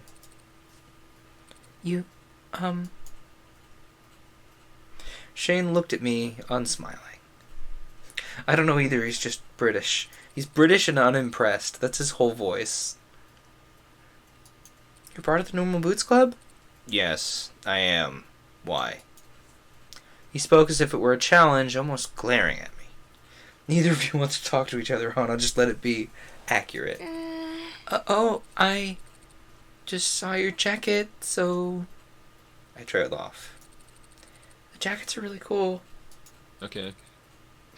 Yes, they are. Silence again.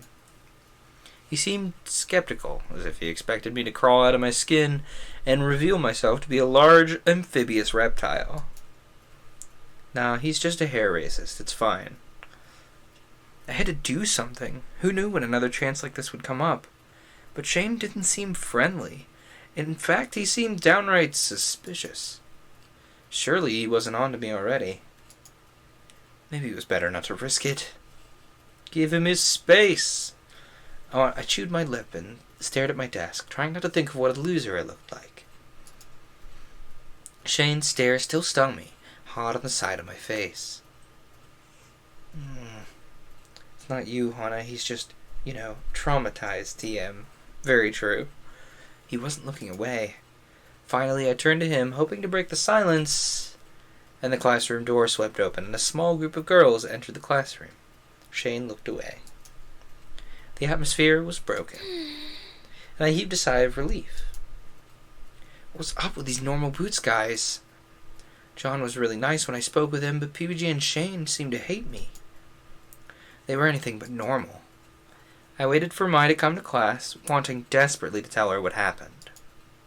But when the bell rang and Miss Shizuka started teaching, Mai hadn't come.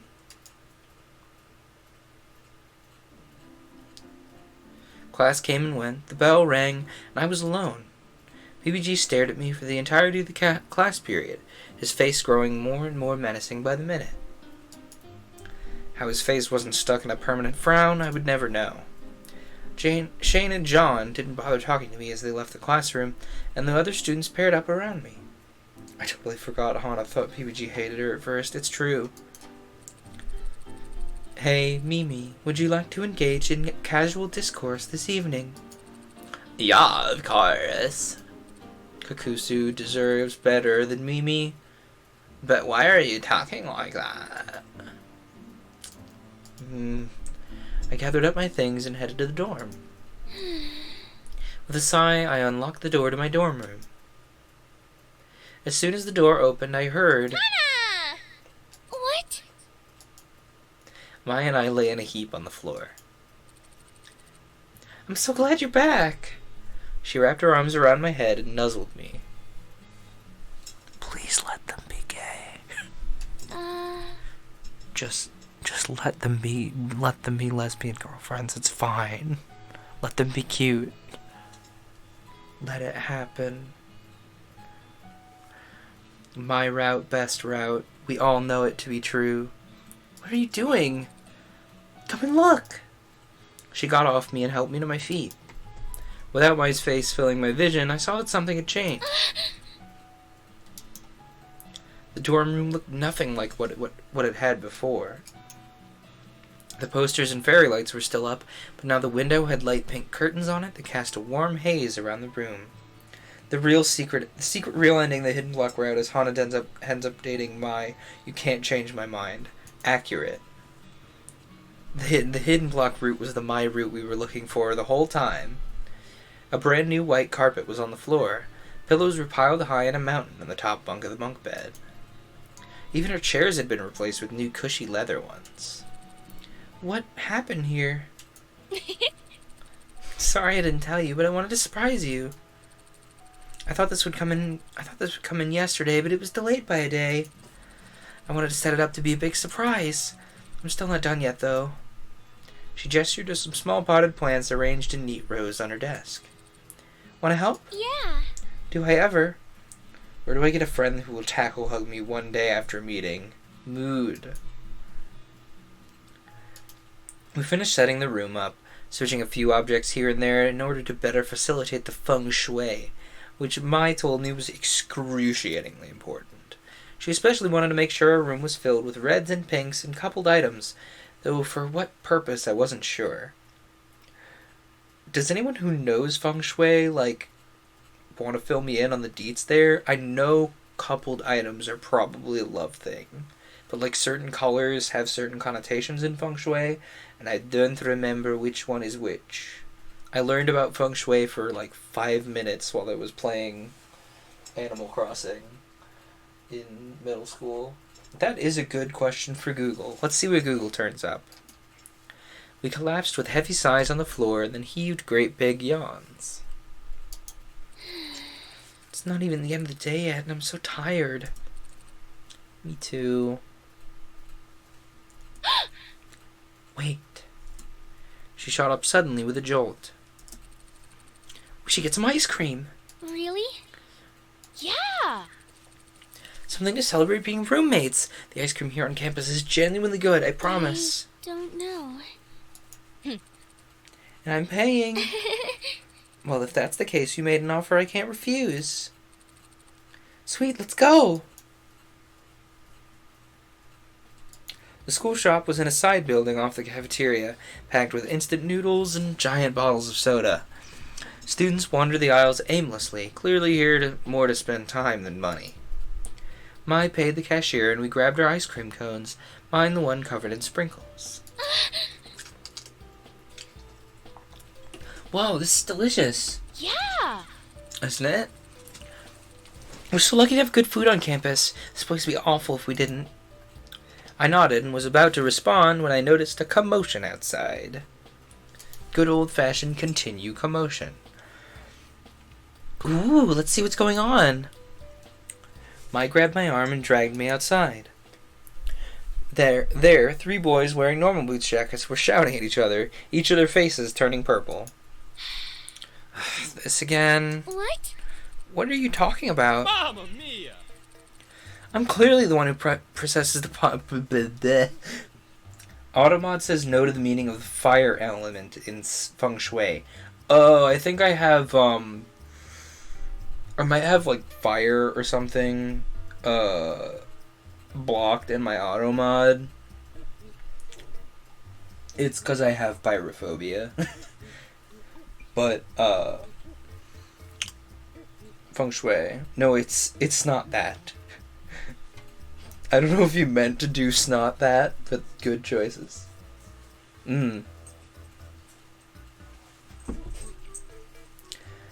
Automod said no, though. Rude. I didn't mean to, but there it is. I'm clearly the one who possesses the proper masculine form. Yeah, right, I'm taller than you and more attractive to boot. Rum. Rumph. A balanced fire feng shui element in your home or office will bring supporting energy to all your career efforts and will help achieve recognition. Fire element also nourishes one's lewd energy and inner warmth. Noted. Danke. Very handy information.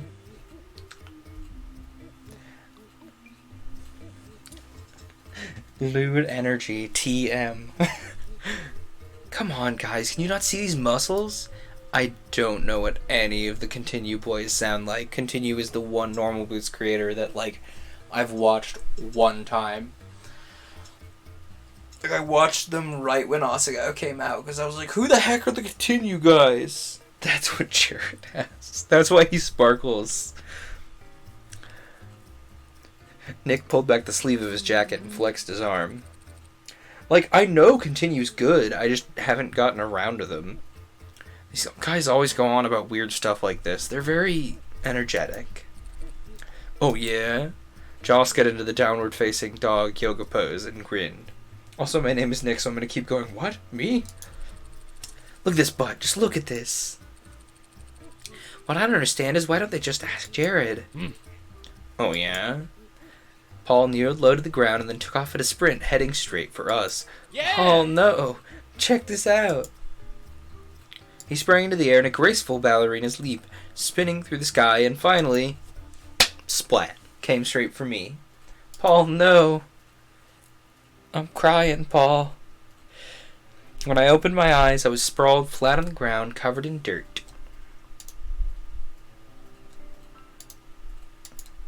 Something cold and wet oozed on the top of my blouse. Gross. Hana, are you okay? I sat up. Chunks of ice cream fell from my blouse to my skirt. What happened? You ran into someone, you idiot, said Nick. My uniform, it's ruined. For a few seconds, silence, and then snickers rippled around me like the whining of cicadas.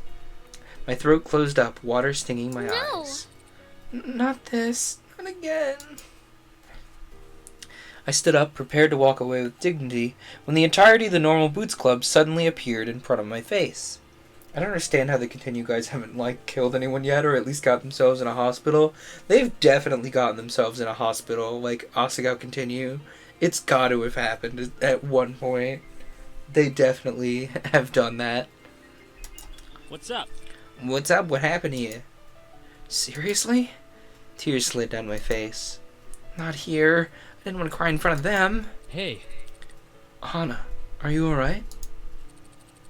I'm going home. Hana. It's fine. I just want to be alone. It took all of my will not to run back to the dorm. Immediately I changed into my pajamas and climbed into bed, reaching for my stuffed rabbit. What am I gonna do if this ends up just like last time? Mr. Bunny stared at me with his big, lifeless eyes. I squished him to my chest, losing myself in his soft fur. The door opened with a soft click. Hana.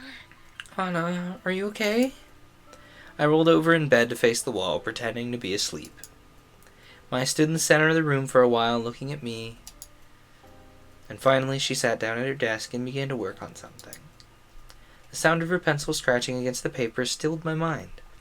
I don't know how many hours passed, but eventually I fell asleep.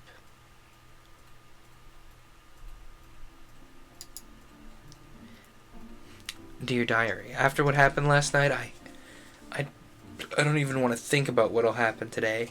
I'm trying to stay positive, but I woke up to my alarm beeping, feeling only the dread of the hours to come.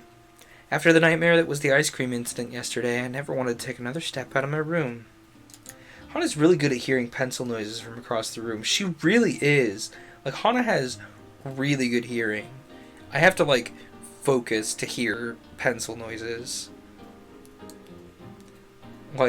Before college, I bet I had much better hearing, because in college I pretty much constantly had a pair of headphones on.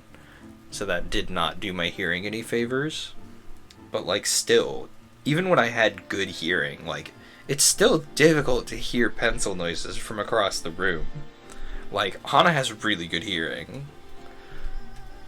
I curled up inside my blankets as my alarm went off. It was only the second day of school, and I felt the same as I did every morning at home. Mai, of course, was already up, and I could hear her hair straightener clap shut every few seconds from across the room. See, that's a noticeable sound. I felt bad about letting the alarm go off for so long, so I slid my hand out of the covers to switch it off. Hana. Hana? Hana, get up, sleepyhead. I know you're awake. I didn't even have time to poke my head out before Mai's body slammed to the edge of my mattress, bouncing me up. She had jumped from almost halfway across the room. Morning! You can't hide from Mai. Sorry. I was breathless, and I paused to calm my heart before speaking again. By the fact that Mai straightens her hair, it's possible that it's naturally some degree of wavy or curly. Very true. I feel like she's got some waves in her hair.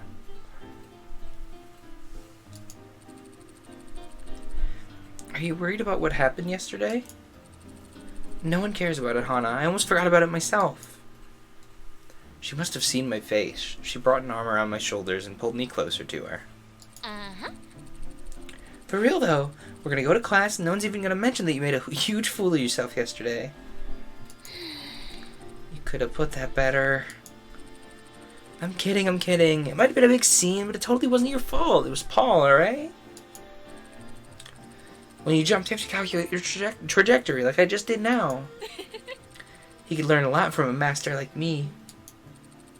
Get dressed and cheer up. I could bottle up your gloom and sell it to a wizard. What if he used it for evil?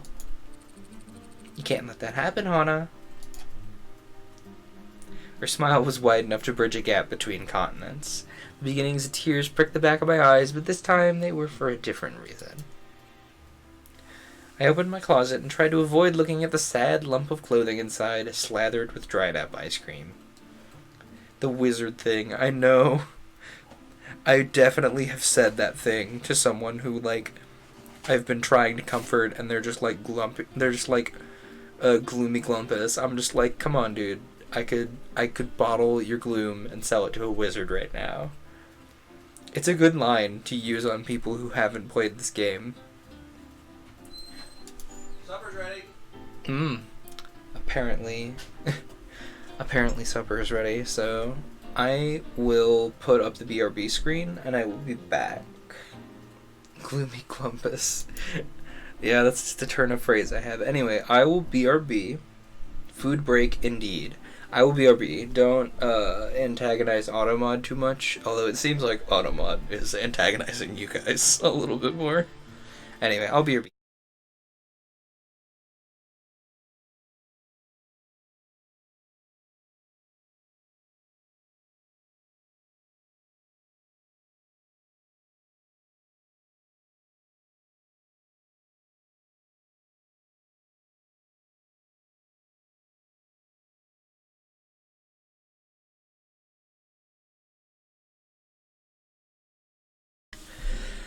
Okay. Food break's over. Let's go. I only had 2 uniforms, which cost my dad an entire month's salary. If I wasn't able to get the stain out of this uniform, what would I do? Sighing, I took my second uniform off its hanger and slipped it on as Mai stood waiting impatiently for me. Excuse me. Ready to go? I guess so. Yeah! Good. Just as Mai had said, no one paid any special attention to me.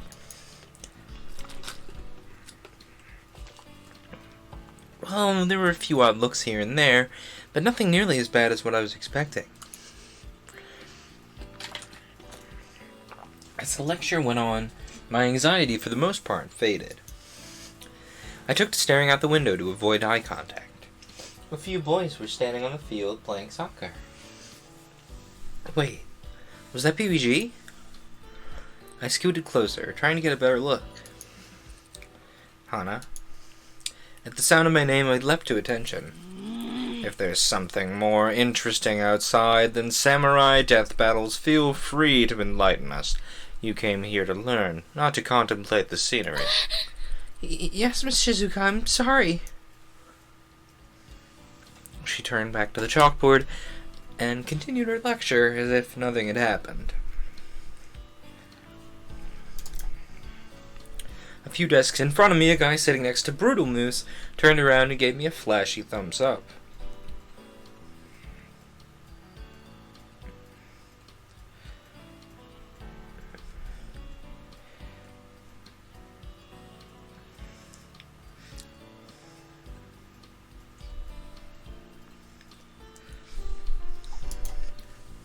I made a face at him, unsure of what exactly he expected me to do.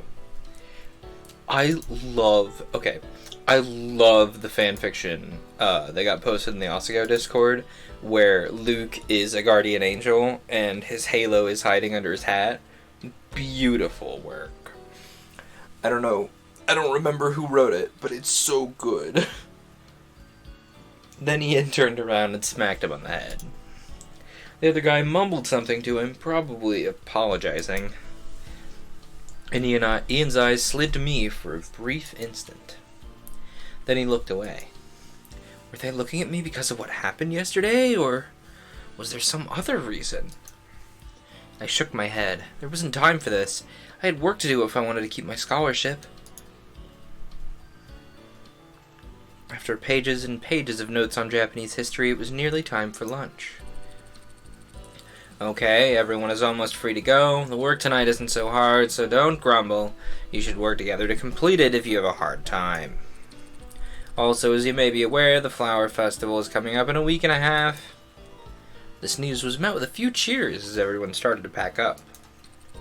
Since you have the day of the festival off, our first exam will be the day before. There were no cheers this time. Romance is wonderful, believe me, I know. But try not to let the festival distract you, okay? That is all. See you tomorrow. Miss Shizuka flashed a peace sign and winked as she walked out the door. What a weird teacher. That lecture was so boring. Mai walked beside me, a tray in her hands. We were shuffling through the cafeteria, trying to find a seat. Didn't you say that yesterday?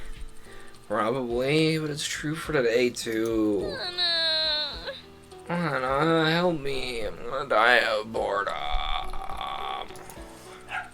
We have an assignment to keep us busy, Mai. What?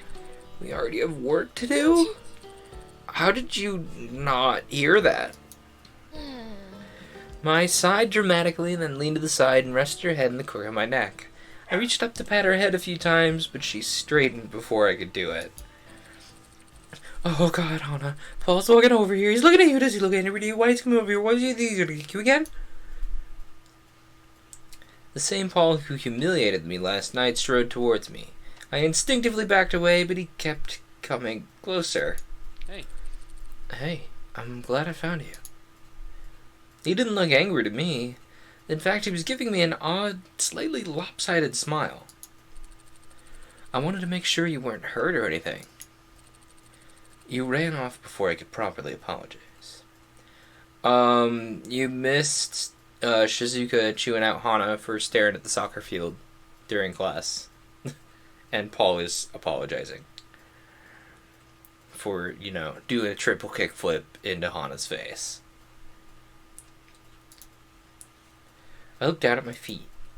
It was embarrassing enough that I ran off crying like a little girl, but to know that I made them feel bad was even worse. He's apologizing.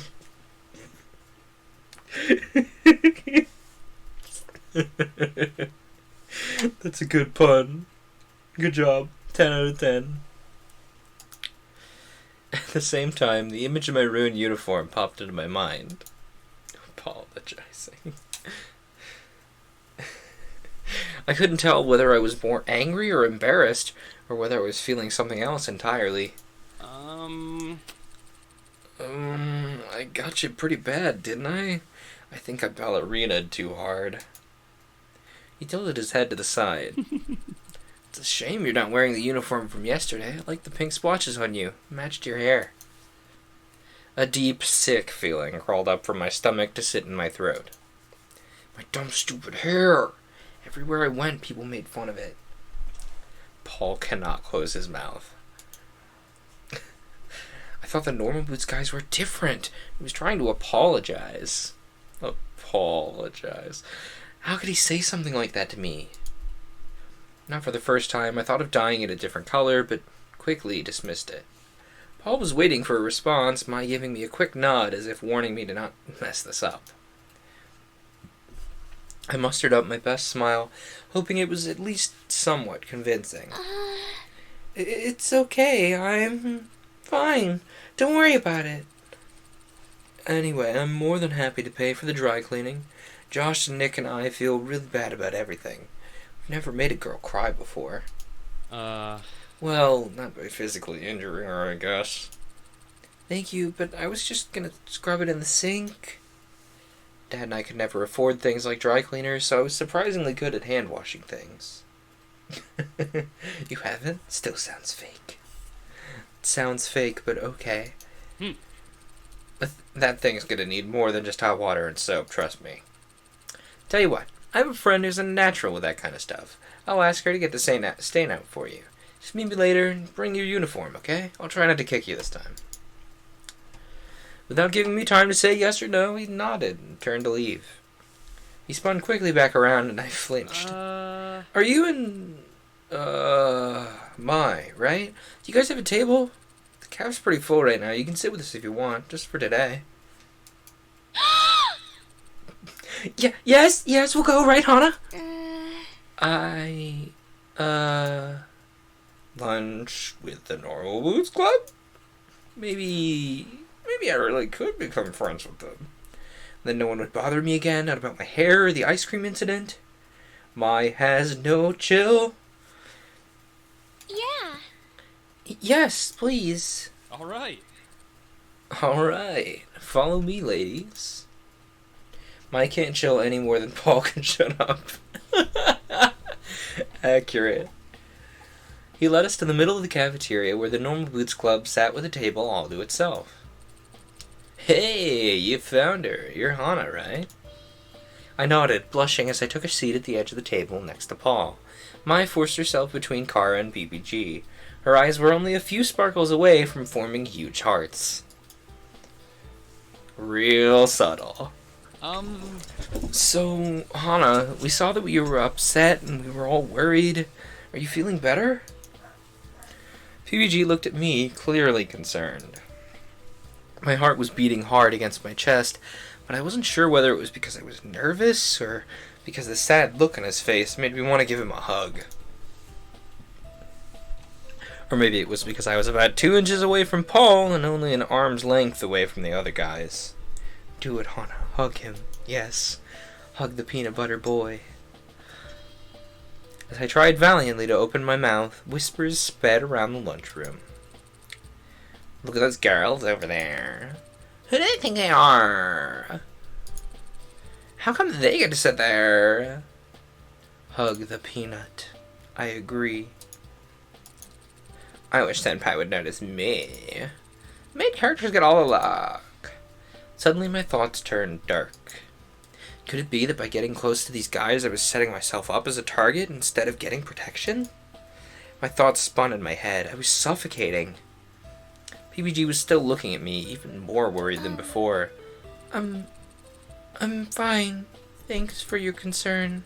Please don't feel bad. It was my fault for getting in the way. I'm sorry for causing such a scene. I should have controlled myself better. I hung my head. I wasn't sure how to act around these guys, so I defaulted to extremely polite. My father would have been proud. Hana. Hey, Hana, don't apologize. It was Paul's fight, right? Right, Paulie? Nick shoved Paul, who looked exasperated. I apologized as best as I could, Nick. Give me a break. It was a relief that PUG wasn't staring at me anymore. Almost no one else was paying me or Maya any attention. Shane, however, was still shooting me quick, suspicious glances. It was almost like he didn't want me there, and I felt uncomfortable. Hey, Hana. Hey, Hana, how do you like it here so far? Guess what Gerard's doing right now? He's doing an Indieland stream. It's a charity thing, and I'm gonna host him when I'm done here. I'm so surprised that I was in another tab and I still knew it was Nick talking from like the tiny clip of his voice. Nice. I'm good, how are you? I like it here, thank you. Gerard smiled at me and then turned away, and I picked at my food. The guys were all wrapped up in their own conversations, and Mai was busy preventing hyperventilation from being so close to Kara. I can feel his body heat. Mai, chill. Oh dear. Hey. You doing okay, Hana? A smiling Satch turned to me. I know we can be overwhelming. You're fine, right? Yeah. I am. Thank you. I forgot you were replacing Jared and almost died. Jared is now Kara. It's too late. Sorry, I can be a bit of a wallflower. No need to apologize. I'm sure we've all been wallflowers before. But that reminds me, the flower festival. He turned to the group, addressing them all, and as if on cue, they all suddenly turned to pay him attention. I'm kind of actually tempted to write, like, fanfic where Jared's route is now Kara's route. Who are you all taking this year? Right, the flower festival. Miss Shizuka mentioned it before. What is the flower festival? No one's explained it to me yet. Well, The trouble is that my writing style is so far from Kara and Danny's that, like, it would not work as... it's basically just me... Anytime I write fan fiction, and it's not of, like, a 14th century novel, it's me being like, I'm just gonna borrow this setting and these characters and tell my own story with them. We good with that? Okay, bye. Like, my writing is like an academic paper threw up on a young adult novel. It doesn't have to be in the same style as the original material. You're not wrong. It just... If I'm gonna be... If I would want to be a picky pocus and try and, like, get some of that Asagao flavor if I'm doing an AU where it's Kara and everything else is played straight. Although if we're also putting Kakusu in the Normal Boots Club, I don't know. I'll think about it. If I write any of it, I'll definitely post the AO3 links in the Discord for sure. I don't know, I don't usually promote my writing very much. Anyway, I've gotten thoroughly distracted. It's basically just a festival. Didn't you have those at your old school? We did have festivals at my old school, but they were basically just 40 kids grouped in one room, sharing snacks they brought from home. I could use Kakusu's POV and then it would be perfect. You're not wrong. My writing would do well for a robot, because robots love to seize on small little details and then go, oops, I wasn't paying attention, let me catch up. Well, we had something kind of like them, but I stopped going. Really? Oh, why not? They're so fun. I didn't really want to answer. There was no way I could say, well, my friends turned on me, so when I went, people didn't, act like I existed. But Mai was waiting for an answer, and everyone was looking at me. I'm just not into that stuff, I guess. Oh, well, maybe you'll like this one more. The flower festival happens all over Japan around this time of year, but it's a big deal in Higanbana. That's the town right next to Asagao. There's apparently some kind of myth about flowers that's somewhat important. Supposedly, the founder of Higanbana was an old man who got lost in the mountains and almost died of thirst. This flower spirit came to him and offered him help in return for his vow to protect her home. Honestly, I spent most of high school bullying my writing style into something I liked. I mean mood. That's how you get a writing style, is just, I want to write like this. Write like this a bunch until it sticks. He agreed, and she drained herself of all her water so he could drink. The man founded Higanbana to watch over the meadow in which he met the flower. In some versions of the myth, the man and the flower spirit fell in love. It's a truly romantic festival. One may hope to find someone with which to make a vow of eternal love, just as the man and the spirit did, and to live on to protect the one they love. Jared winked and Mai swooned. Oh, sorry. Kara winked and Mai swooned. So during the day of the flower festival, there's a lot of stalls set up, and you can go play games and eat food or go flower viewing. Then at night, there's a special meadow over by the temple where you can go watch the flowers, and there's a bonfire and dancing. It's a lot of fun. We look forward to it every year.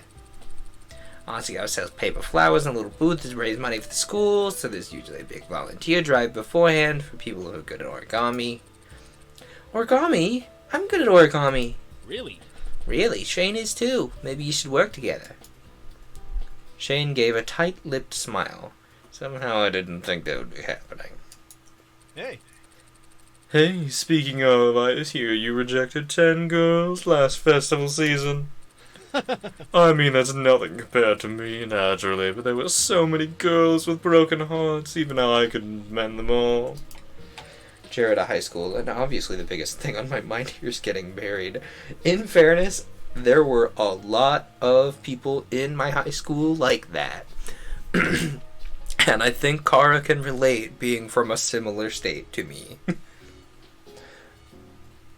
You still hung up on your English girlfriend? What? Shane flinched, visibly taken aback, and then he shrugged. I don't talk to her anymore. Oh, Shane, I just want you to be happy, that's all. He wiped away a fake tear, and Shane grimaced. How great would it be if someone asked me? Maybe even if one of the Normal Boots guys did? Joke's on you. We're going with Ian. Though I doubted that would ever happen. They were only letting me sit there because they physically assaulted me. I sighed and cut my beefcake with a plastic knife. So, any girls in mind, fellas? Beside me, Mai shifted nervously. Her eyes kept flicking from Jared to her french fries. She looked like a child who... Her eyes kept flicking from Kara to her french fries. She looked like a child who stole several cookies. Kara spread out his arms and raised an eyebrow, a god waiting for names to fall into their lap. I'm thinking of going solo this year, to be honest. Yeah. Same. Man, you guys are boring. You are much better, man. I'm on another level compared to you guys. I've already got my choice picked out. There was a quiet clattering noise next to me. Mai had dropped her fork. How do you spell it? Is it Kara or Kara? It's with a C.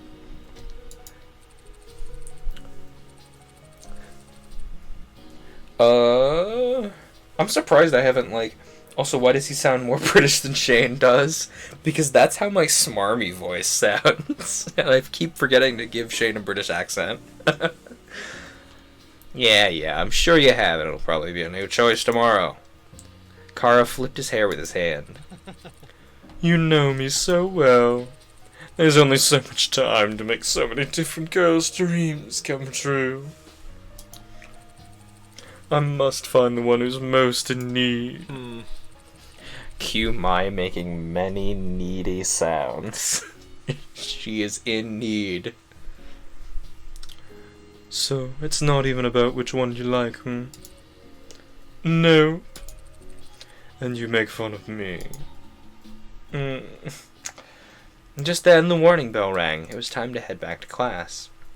As everyone got up to toss their trays, I stood up and, overwhelmed with a sudden burst of feeling, shouted, "Thank you for letting me my lunch for you today. I really appreciate it." Yeah, thanks. Hana was having a terrible day, and you guys cheered her right up. So see you guys again tomorrow, same time. Mai tilts her head, eyes twinkling. Mai looks so much like a sad puppy as much as possible. Mai is the best. Mai, Paul said we could only sit with him today. It's cool. Paul waved a hand in dismissal, almost dropping his tray with the other. The cafeteria is really crowded, and we have extra room at our table. People are too afraid to sit with us or something. Oh no, that's too many words. Well, we did kick a girl yesterday.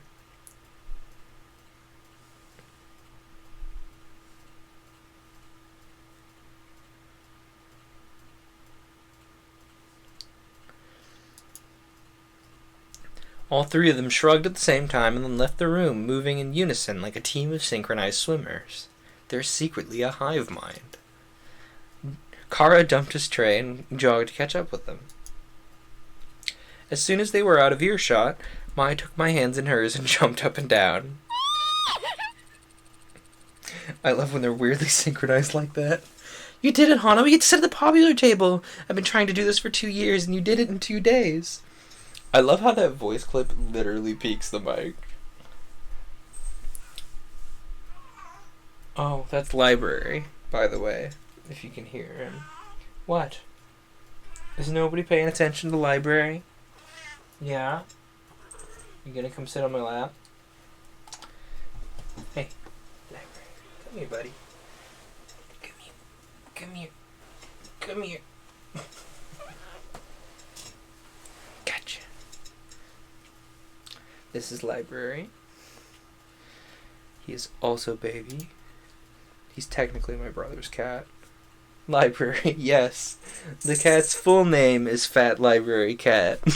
But we call him Library for short. You think library? Yes. Library is a sweetheart.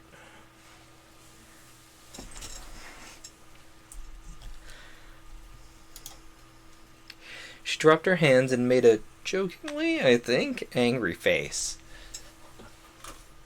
My light. Light.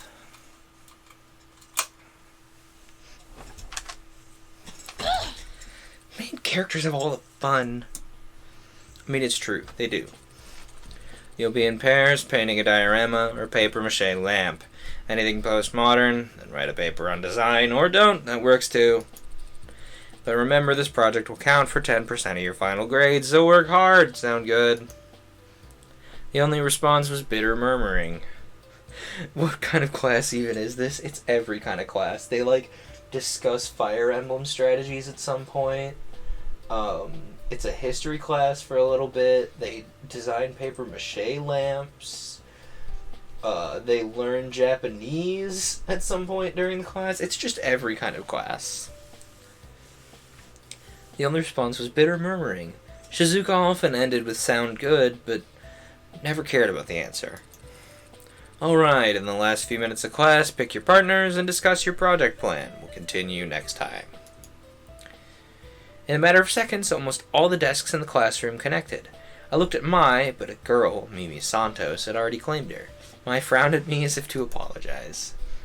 I scanned the classroom for the few other people I met, finding them already paired. I was going to be the only one without a partner. Suddenly, the edge of a desk collided with mine. Hey. guess we'll be working together. PPG sat in front of me with a cheeky grin. Didn't he sit on the other side of the room? How did he get his desk over here so quickly? Why do they have to learn Japanese? They are Japanese. I think that's actually what happens. It's like being in an English class when you speak English, I think. It's like a Japanese literature thing. I leaned over to look past him. He'd left a gaping hole and several collapsed students in his wake. Seeing my gaze, he turned around. Oh, oops, sorry. He waved sheepishly and a boy glared at him.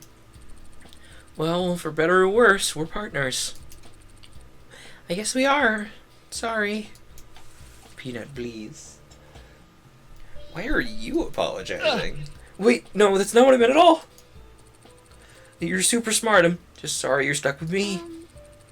You're pretty smart too, though, right? Why is she sorry he trampled people to get to her? Not that I knew. I guess. I hate schoolwork. I don't care about it at all. 10% of our grade depended on this project. Oh, not that I'm gonna make you do it all. I mean, I like school, but I'm not gonna let someone else fail just because I think it sucks. I haven't done something like that since I was a kid. The girl got so mad. I learned my lesson. He laughed, hitting the desk and crinkling his nose. I didn't see what was so funny, but from the way he was looking at me, it seemed like I should. So that definitely implies that it's Hana he ticked off as a kid. I smiled hesitantly. He stopped laughing and frowned at me the same way he did yesterday. It definitely was Hana. Do you like apple cider? I'm sorry? Or, pinball? Or what about magnolias? I guess I do? You guess you do? But you... He sputtered, opening and closing his mouth like he was trying to eat the air. Sorry, I'm getting distracted by library. Because he will definitely super stun to try and get some pets. I searched his face, wanting to help him out. He was clearly struggling. Hang on a second. Oh, heck.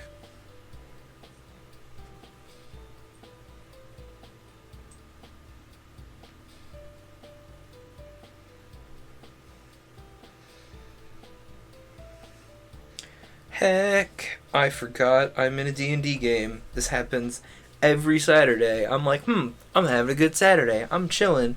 I'm doing my thing. And then, like, at 7 o'clock, I'm like, oh, D&D.